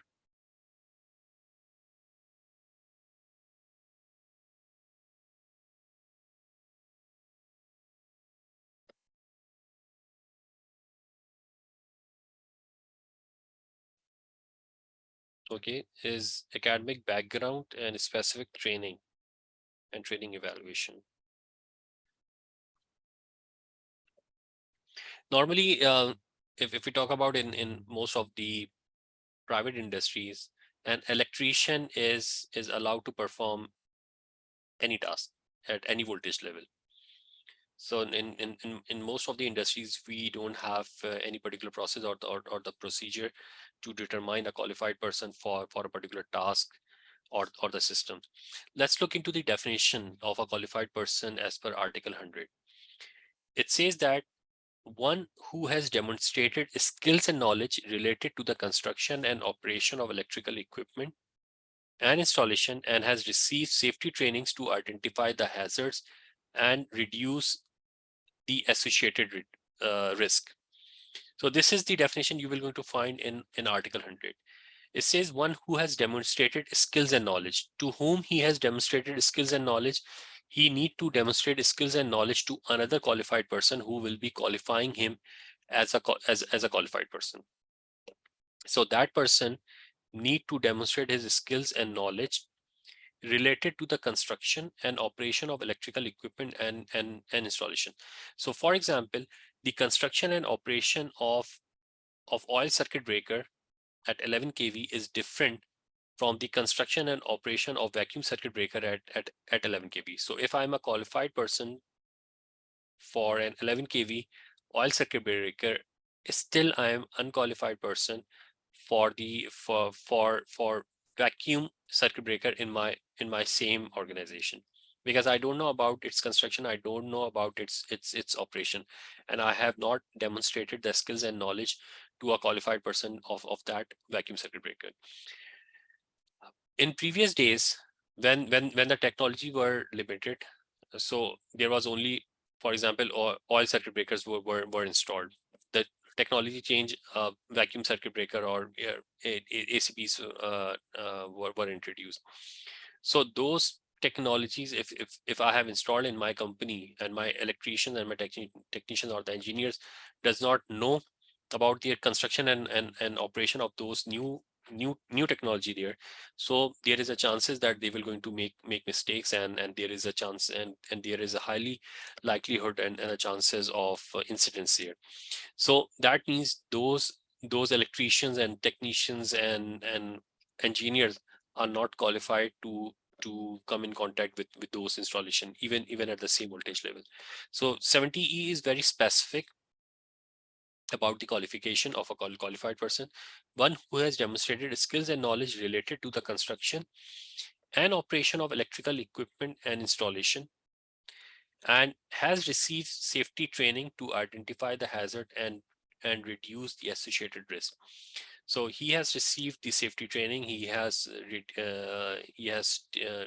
know about the operation construction of those electrical equipment and installation, and he knows that how he will going to identify the hazard and reduce the associated risk when they are coming in contact with those electrical equipment and installation. So it may be necessary to demonstrate the ability to perform the task while using the appropriate PP to ensure that the restricted lighting and the light and the field of view of those R-flash suit limitation of the voltage rated gloves with leather protector do not hinder the employee. What it says that during the demonstration part, I was demonstrating to qualified person to make myself qualified to perform those switching operations. Okay, but I was not using any PP because I was demonstrating to a qualified person for qualification exam in my laboratory under air conditioned, under controlled conditioned environment. So I was not using PPs and other thing, and I just went and demonstrated that this is how this breaker will going to operate, and how I have to identify the hazard and associated risk. That will not be considered as the qualification steps. We have to wear the appropriate PP. We have to be in that particular environment in order to become qualified, because when we are wearing the appropriate PP for that task, those PP sometimes make us uncomfortable to perform those activities. I remember back in 2009 when I was working for one of the organizations back in Pakistan. So their electrician, in 2009 and in 2010, the HSC department was formed, and they were not much in power at that particular time.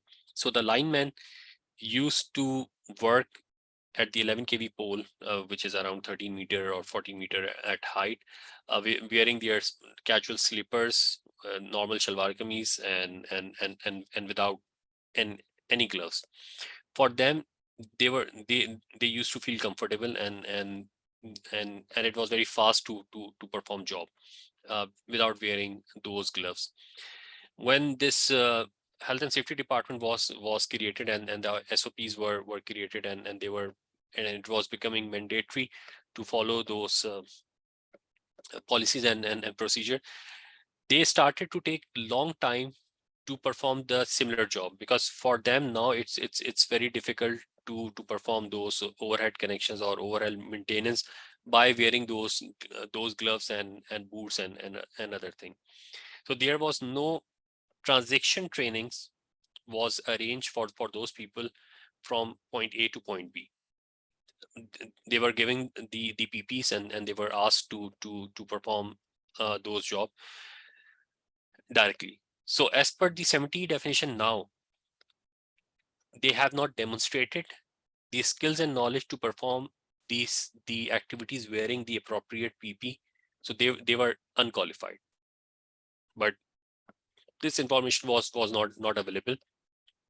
So those linemen and other people were basically forced to perform their jobs, and there was sudden change in the policies and the procedure. So I have to wear the appropriate PP because I have to be comfortable in those personal protective equipment to perform those jobs in the real scenario. Maybe I'm not wearing those arc-rated hood or face shield. Those things will going to affect the lightning and the visibility as well. Because after wearing those goggles and the hood, the lightning will going to reduce, and I might not be feeling comfortable to perform the job directly. So if anyone wants to demonstrate the skills and knowledge, he have to be in the appropriate gadgets. He have to wear those appropriate PP in order to perform those particular job, and then he will become qualified person to perform those activities. Mr. Janzir, can you pronounce this MOC? What this MOC, the full form?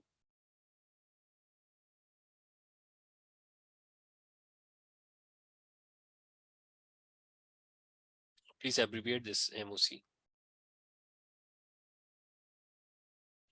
Management of change, or okay, yeah.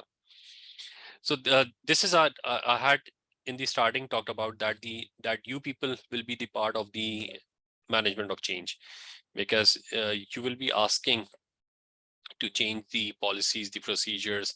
You will be asking for different type of the PPs, and now if in your organization one electrician or one technician who is who can perform thermography, who can perform the visual inspection, and that person is also performing all the type of the electrical and non-electrical activities. So as a part of the management of change, this is going to fall under the management of change, that that you have to create those qualification programs, those barriers, that if you have got this qualification, this experience, you have demonstrated your skills and knowledge, then you are qualified to perform this task, otherwise you are not.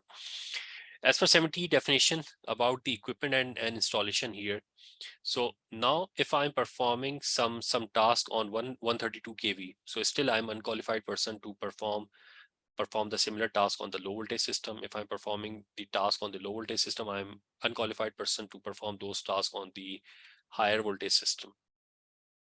If I'm for Siemens, I am a qualified person to operate Siemens, let's suppose 11 kV switchgear. Still, I'm unqualified person to perform operation on Siemens make 400 volt switchgear, until and unless I have demonstrated my skills and knowledge of the construction and operation of that electrical equipment, and I have performed those activities here. So the 70E is very clear about the qualified person definition. You have to demonstrate the skills and knowledge related to the construction and operation of electrical equipment and installation, and has received the safety training to identify the hazard and reduce the associated risk related to those electrical equipment and installation. You are qualified. Otherwise, you are unqualified person. So who is unqualified person as per Article 100 definition? A person who is not a qualified person. So this unqualification is not related to any other criteria other than what fulfills the criteria for the qualified person. A person who has not received the specific training to perform task or to recognize that an electrical hazard exists and how to avoid that hazard, or who has not shown demonstrated ability, is an unqualified person. Right. Any questions up till now?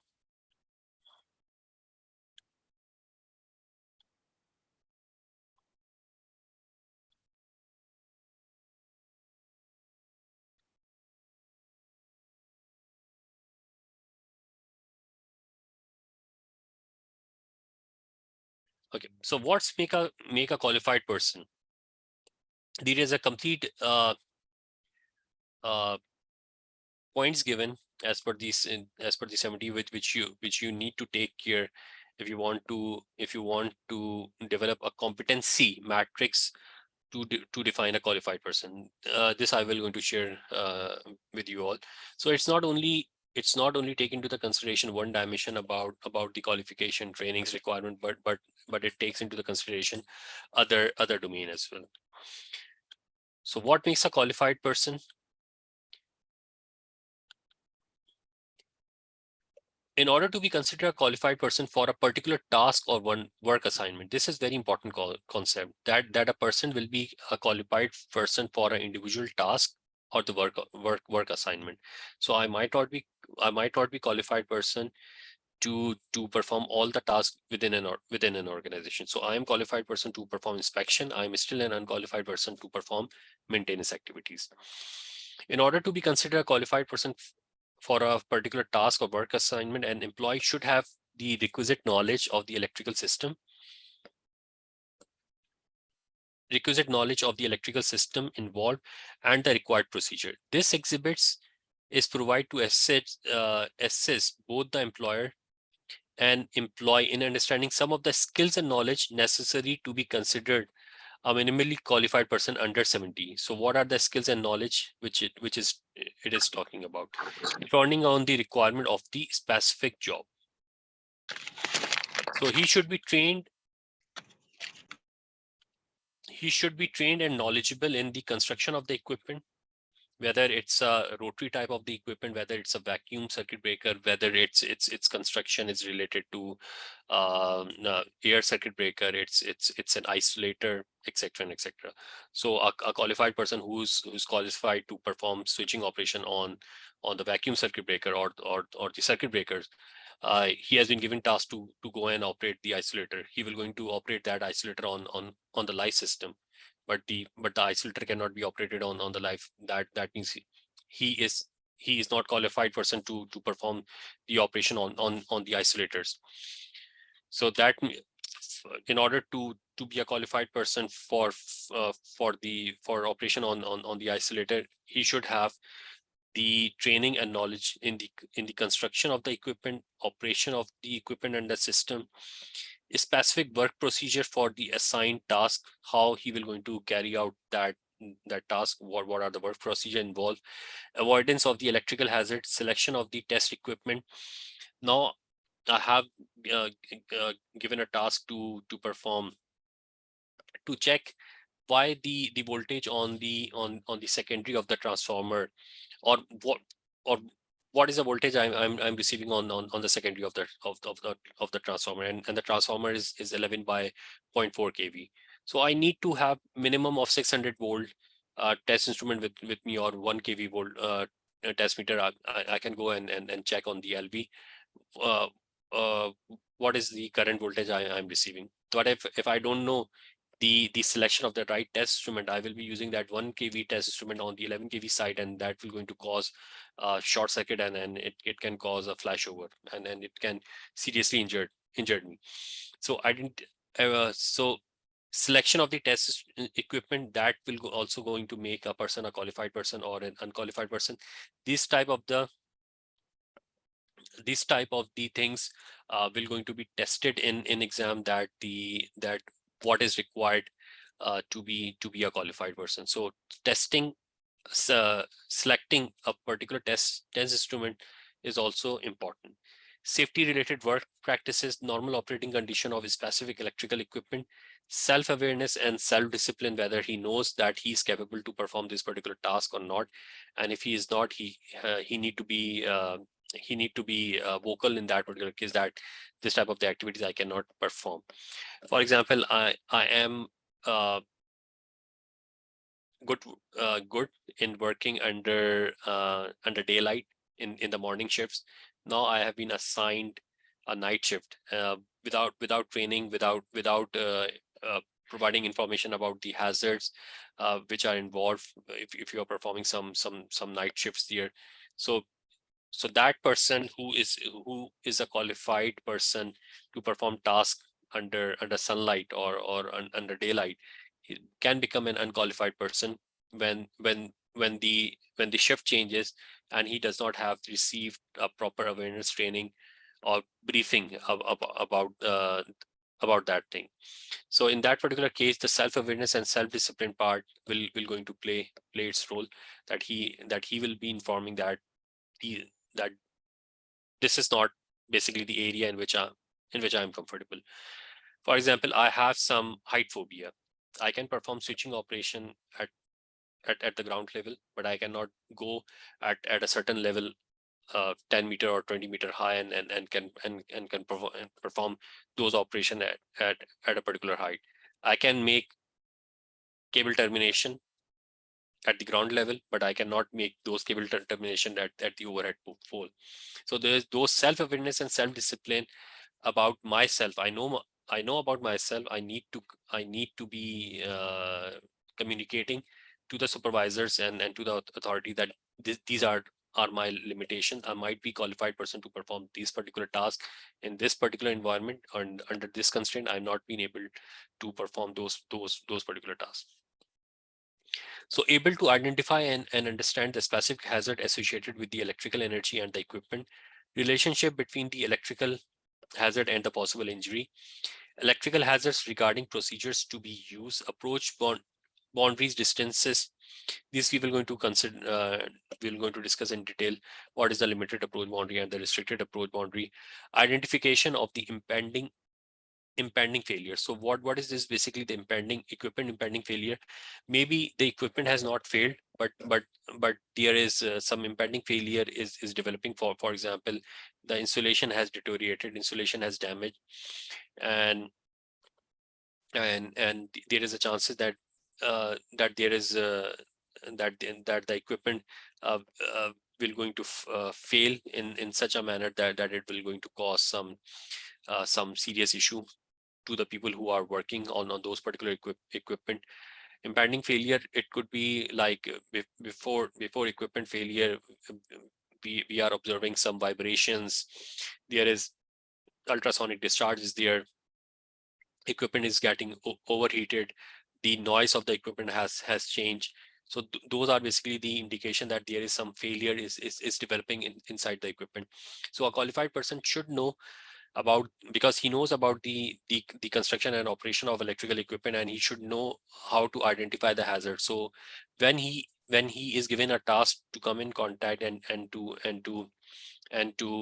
perform any task on the equipment, he need to be sure about the equipment condition, and he need to be aware whether there is some impending failure have developed inside the electrical equipment or not.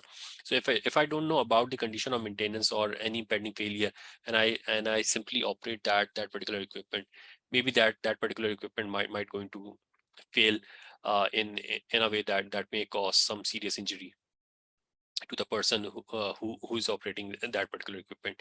So he should be able to identify and understand the indication of the impending equipment failure.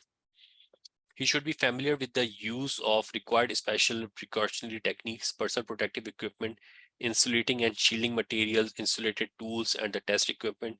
He should have skills and techniques to distinguish exposed energized electric parts and other parts of the electrical equipment, determine the nominal system voltage of energized electric parts, inspect and test personal protective equipment, inspect and test the equipment itself, has necessary decision-making process to be able to perform the job safety planning, assess associated risk with electrical hazards, select appropriate risk control methods from the hierarchy of risk control given, demonstrate the ability and capability to perform procedure necessary to safely conduct the assigned tasks, establish an electrically safe work condition.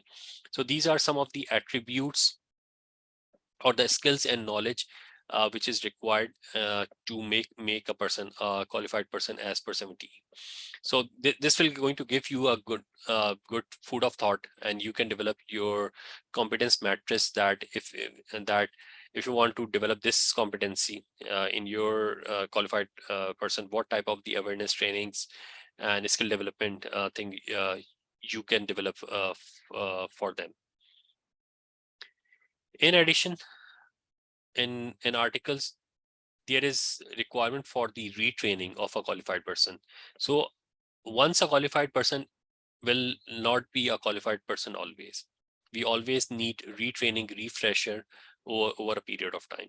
So if there is no changes in the system working environment or the equipment policies and the procedure within the organization, as for 70, there is a retraining requirement every 3 years.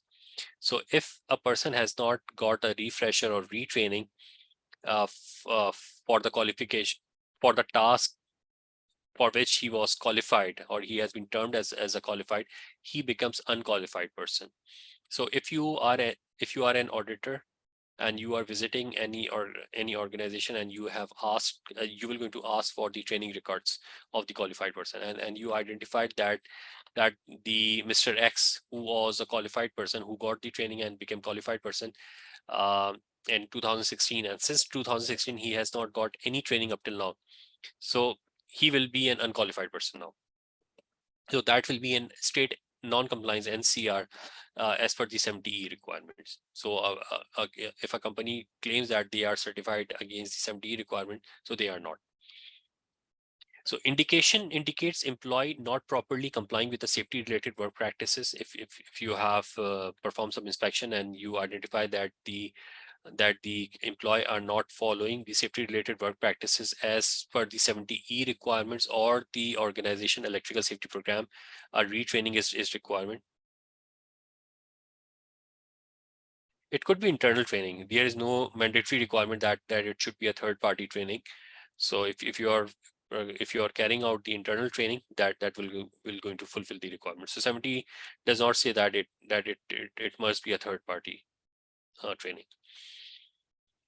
So inspection indicates employee not properly complying with the safety related work practices. Retraining is required. New equipment, including PP or new technology introduced into the work environment. So for example, in my organization, we had a rotary type of the equipment. Now we have new type of the equipments are there, which have an HMI or which have those digital technologies are there. We have to provide them training. If we have brought some changes in our personal protective equipment, maybe new personal protective equipment are lighter in weight or are heavier in weight or have other properties as compared to previous personal protective equipment, retraining is required, or if there is new technology introduced into the work environment. So one of the management of change with last company I was working for, those distribution network was basically manually operated. So and they shifted from those manual system to smart city, in which all the ringmen and the switchgear were basically automated. So now it can be operate from the far end from the control system. So our training program was initiated to all the field operations people, that if you are switching off any electrical equipment from manually from side, you have to inform the control room so that they know that this is being taken in out of service, and they will going to put the logout and tag out in their system as well, because now they have the capability to perform some remote switching operation as well. So new technology was introduced from manual to remote operation. So our training is required. New or revised procedure to be used is scheduled for tasks not associated with the regular duties. Here it is more covered in one of the annexure, that if a task is being performed once per year, our retraining is required, or the awareness type of the training is required. For example, if I need to perform annual preventive maintenance, so those annual preventive maintenance are not being performed as at a regular interval. Those basically are not part of my regular day-to-day activities for for 330 days per year, but that annual preventive maintenance is being performed once per year. So our retraining is required before performing those particular tasks, because it might be those particular tasks required more coordination, more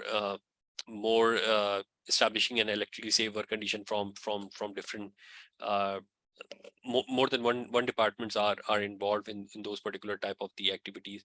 So those activities or those tasks which are not being performed regularly in your organization, for example, if you are performing diagnostic tests, voltage measuring, thermography at a regular interval, and this is basically the part of your normal job routine, that now you have to perform and a task which you are performing once per year, or once in every 3 years or 5 years. So before those tasks, it's a mandatory requirement of 70 that you should provide a retraining or the awareness program to the employees involved.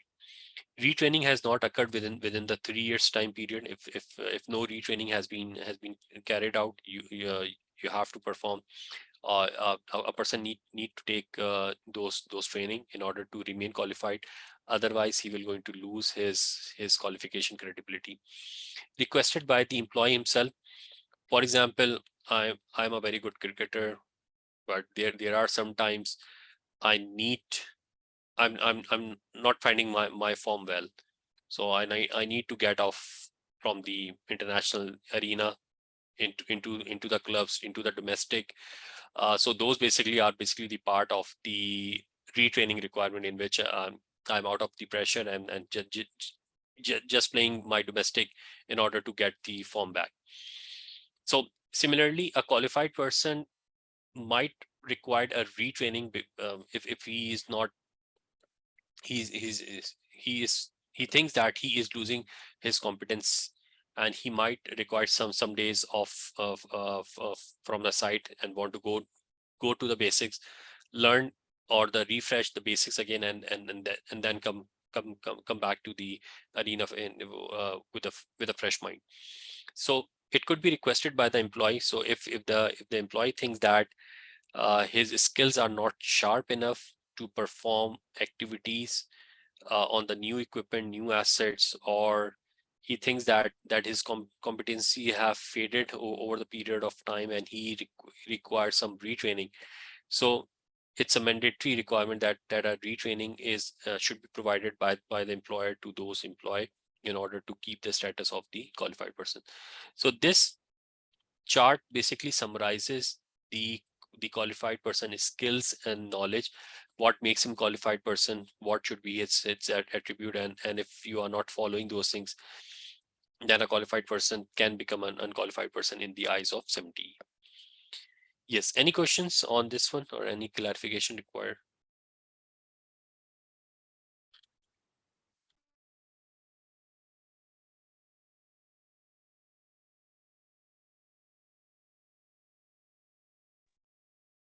It's all good. Okay, let's test some knowledge on the topic which we have covered up till now. Being a qualified person, you can write your answer in the text.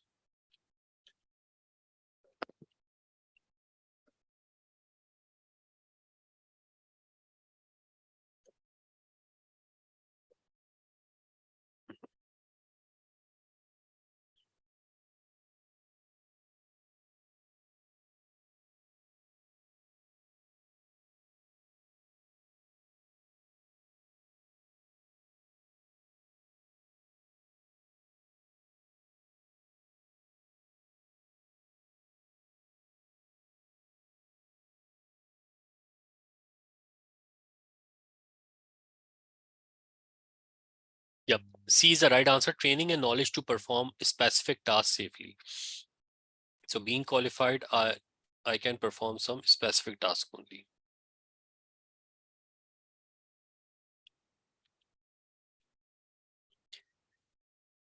Identify the point which is least important to be discussed in job briefing with unqualified person involved in the task.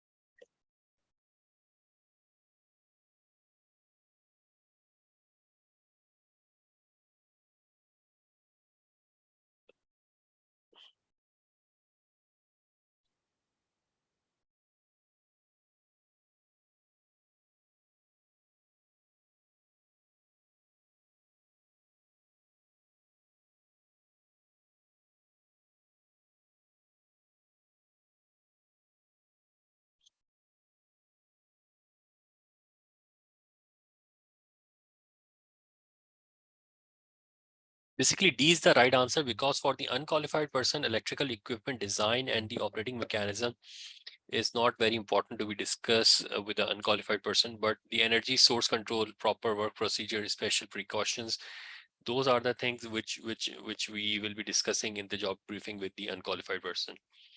This electrical equipment design and operating mechanism, it's something technical and need to be discussed with the qualified person who is responsible for that particular job.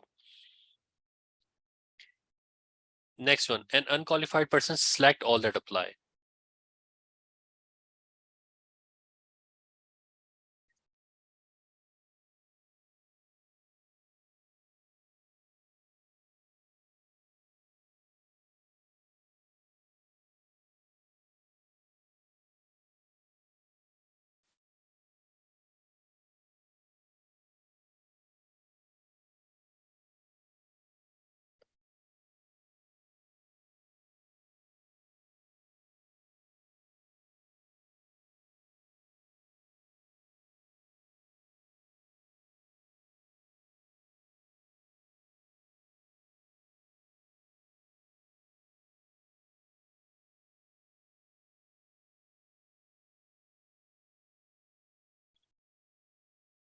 An unqualified person may never conduct equipment grounding. Yes, he is not allowed to perform equipment grounding.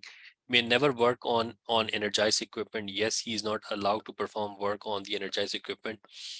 Can work on energized overhead line with an attendant station close by. No, he is not allowed to do this work. Can work on equipment that has been placed in an electrically safe work condition. Yes, he is allowed to perform work on the equipment that has been put into an electrically safe work condition. For example, I think A and B is clear. May never conduct equipment grounding, may never work on energized equipment. And why D? For example, I have some job related to transformer bushing. The transformer bushing need to be changed or need to be cleaned. So I'm establishing an electrically safe work condition for my electrical equipment, which is a transformer in this particular case. So I will going to establish an electrically safe work condition of the transformer, and will going to give clearance to the people to come and perform those bushing replacement tasks. So those tasks might be performed by mechanical fitter who are champion in their field, who might not be a qualified person, because qualified person definition is with the electrically qualified people, but they are craft champion, mechanical fitter, mechanical people from the mechanical background or any other background. So they will be removing those bushings, or will be cleaning those bushing, or repairing those bushing. So basically, I'm establishing an electrically safe work condition for them, for unqualified people to come and perform job on that particular piece of electrical equipment. Similarly, for a switch gear, if I have some problem with the rack in and rack out, so I will going to establish an electrically safe work condition. I will going to ask a craft champion to come and solve the problem of those alignment issues. Due to the alignment, I'm not being able to rack in and rack out my trolleys or I've not been able to perform the operation. So those tasks will be performed by some unqualified people. Similarly, for in front of the switchgear, my floor is level is not smooth. It has become a bit wavy. That's why I'm not been able to rack in and rack out my trolley properly. So I will going to ask civil engineer to come, or or civil person to come and do those flooring tasks. So once I have to establish an electric safe work condition so that they can come and perform the task safely. So basically, I am establishing an electric safe work condition for unqualified people to come and perform those jobs. So that's why D is the right answer as well. Can work on equipment that has been placed in an electrically safe work condition. Any questions on this one, on this option? No, this concept is clear.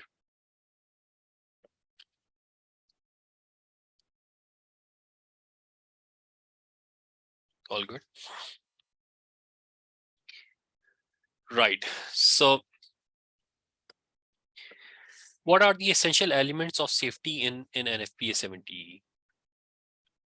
So if I'm going to summarize this complete standard, now we will be using only this 5 bullet points to completely summarize this standard. So what are the essential elements of safety? First is that that if any organization says that we have implemented an electrical safety program based on NFPA 70E, so first thing is that they should develop a written electrical safety program. This is the mandatory requirement, that if any organization claims that they have implemented NFPA 70E requirements in their organization and they don't have any documented program, so yes, so it's like they have not fulfilled the first requirement. So the first requirement is that an effective electrical safety program must be developed. Personnel must be trained. A qualified person must be trained. Unqualified person must also be trained so that they know their restrictions and what type of the activities they can perform and what is beyond their allowable limit. And the employer must determine who is qualified and who is unqualified. So these are the main requirement of the standard. The main goal is to create an electrically safe work condition. So the first goal or the main goal of NFPA 70 as well as OSHA is to establish an electrically safe work condition. This is the mandatory requirement. Third is that planning is key to eliminate energized work. By planning, we can eliminate energized work. For example, if it is a requirement to perform job on the light system, but by planning we identify that if we shift this task to other duration, we can perform the task after establishing an electrically safe work condition. So even if the task is falling under the exemptions category of Article 110.4, we still need to do planning in order to see whether there is a chances of performing those particular tasks or those tasks in an electrically safe work condition. If after planning we have also determined that there is no chances to perform those particular tasks after establishing an electrically safe work condition, then the risk assessment need to be performed. The risk assessment will be performed as per the Article 130. So the risk assessment must be performed for all justified and energized work, including establishing an electrically safe work condition. So the act of establishing an electrically safe work condition is itself a justified and energized work. So for example, I have to establish an electrically safe work condition for my transformer, which is at location B, and I will be performing some switching operation at location E. So that switching operation at location A is basically the act of establishing an electrically safe work condition for location B, which is my transformer. So at location A, I will be performing some justified and energized work. So a risk assessment is required for performing those operation at location A, I will be performing the risk assessment, shock risk assessment, and arc flash risk assessment. I will be coming up with the arc flash and shock protection PPs, the boundaries requirements, and etc. So the risk assessment must be performed for all justified energized work including establishing an electrically safe work condition. The last part is that additional measures for protecting the workers performing the justified and energized work must be employed as determined by the risk assessment procedure. So it could involve the personal protective equipment, the PP's requirement. So these are the essential elements of safety you will going to find in article or in all the articles of the standard. Right. So what are some of the key points? 70 does not only specify the employer responsibility, it talks about employer and employee responsibility both. So we will going to see some case studies in coming session, as well as we will be solving some question and answer, exam question and answer. In those exam question and answer, they will going to test your knowledge that 70E is only for employer, or the 70E is only applicable for employee. No. 70E contains requirement to be followed by both employer and employee. For example, it's an employer responsibility to establish an electrical safety program. It's an employer responsibility to provide the personal protective equipment. It's an employer responsibility to provide the required training. It's an employer responsibility to provide the policies, work practices, procedures, the test instruments, the logout and tag out equipment, etc. It's an employee responsibility to follow the policies, procedures, the trainings he has received, and the equipment which the employer have provided. So it won't be like this in case if any incident have happened in any organization. So all the blame will be on the employer, or all the blame will be on the employee. No, 70E will going to look in depth that who is actually the responsible for this particular incident. Okay, so this is one of the key point. The focus of 70 is about protecting employee who is put at risk of an injury from the electrical hazard rather the employer has done to meet their obligation. So the 70E standard is not there to help employer fulfill their OSHA requirements or any regulatory or obligations. Basically, the requirements given in 70E is to protect employees. Yes, by following the requirements, they are protecting the employees and meeting the OSHA and other regulatory requirements. Okay, then it makes sense. But if we are adopting 70E only from this angle that we will be fulfilling our commitment and regulatory requirement or obligation, that is not the focus of 70E. 70 first priority is to eliminate the electrical hazard and the associated risk by establishing an electrically safe work condition. So these are some of the key points which we have discussed up till now. And what is Article 90.1 says? The purpose of NFPA 70 is to provide a practical safe working area for employee relative to the hazard arising from the use of electricity. So the focus of NFPA 70E is to provide a practical safe working area for employee from the hazard which are associated with the electricity. So in the 70, you won't be finding the other type of the hazards, fall from height, fire hazard, or slip trip hazard, or any other type of the hazard. The 70 will only going to talk about the electrical hazards, which is electric shock, arc flash and arc blast hazard, and the burn injuries which are associated with that. So what is mean by working area? Working area example, we can quote like, I normally come to office, okay, and I have opened my laptop. So that is basically my working space. I have connected my charger to a socket, and I found that the charger is not charging my laptop. So there might be some problem with the charger, or there might be some problem with the socket. So I found that the charger is okay. There is some problem with the socket. I have opened the socket and found that there is some wire have been melted. So that working space has converted into working area. Because as per 70, if I need to interact with 50 volts and above, I need to establish an electrically safe work condition. Or if I'm performing work on the life above 50 volts and above, that task need to be justified and authorized, and I need to be wearing my shock protection PPs. So that working space is now being converted into the working area. So if I'm not qualified person to open that socket and to identify whether there is some problem inside, I need to raise the ticket.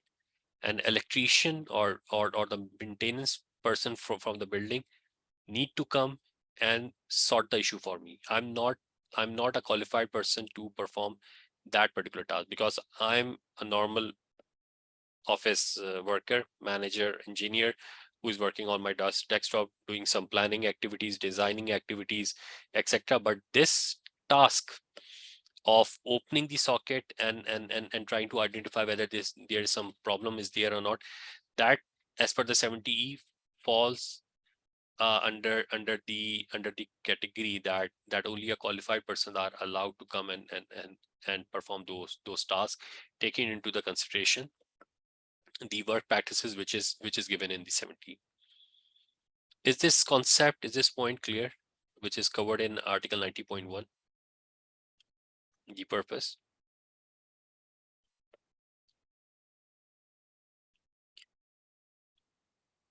So if I'm sitting on in my area and if there is some sparking is there, or there is some flashover is there on that particular area, and I'm not interacting with any electrical equipment or circuitry, that does not fall under the domain of 70. That need to be taken care by NEC, National Electric Code, which is basically talks about the installation requirement, the selection of the equipment and its installation.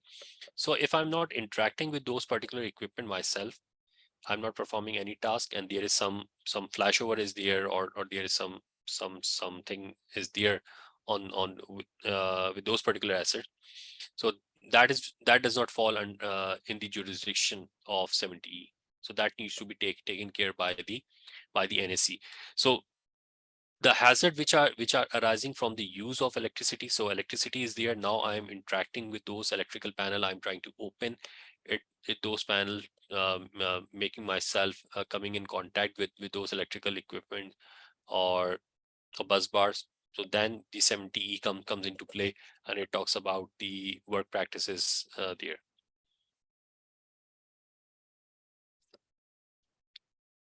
Right. Any point up till now on this one? All good. Right. So we will going to stop here, and we will going to continue on the topics in the coming session, inshallah. So if you have any questions, any query, you can text me on or we can have a group chat. Right. Thank you all for joining. See you in the next session. Assalamu alaikum. Yeah, a recording will be shared.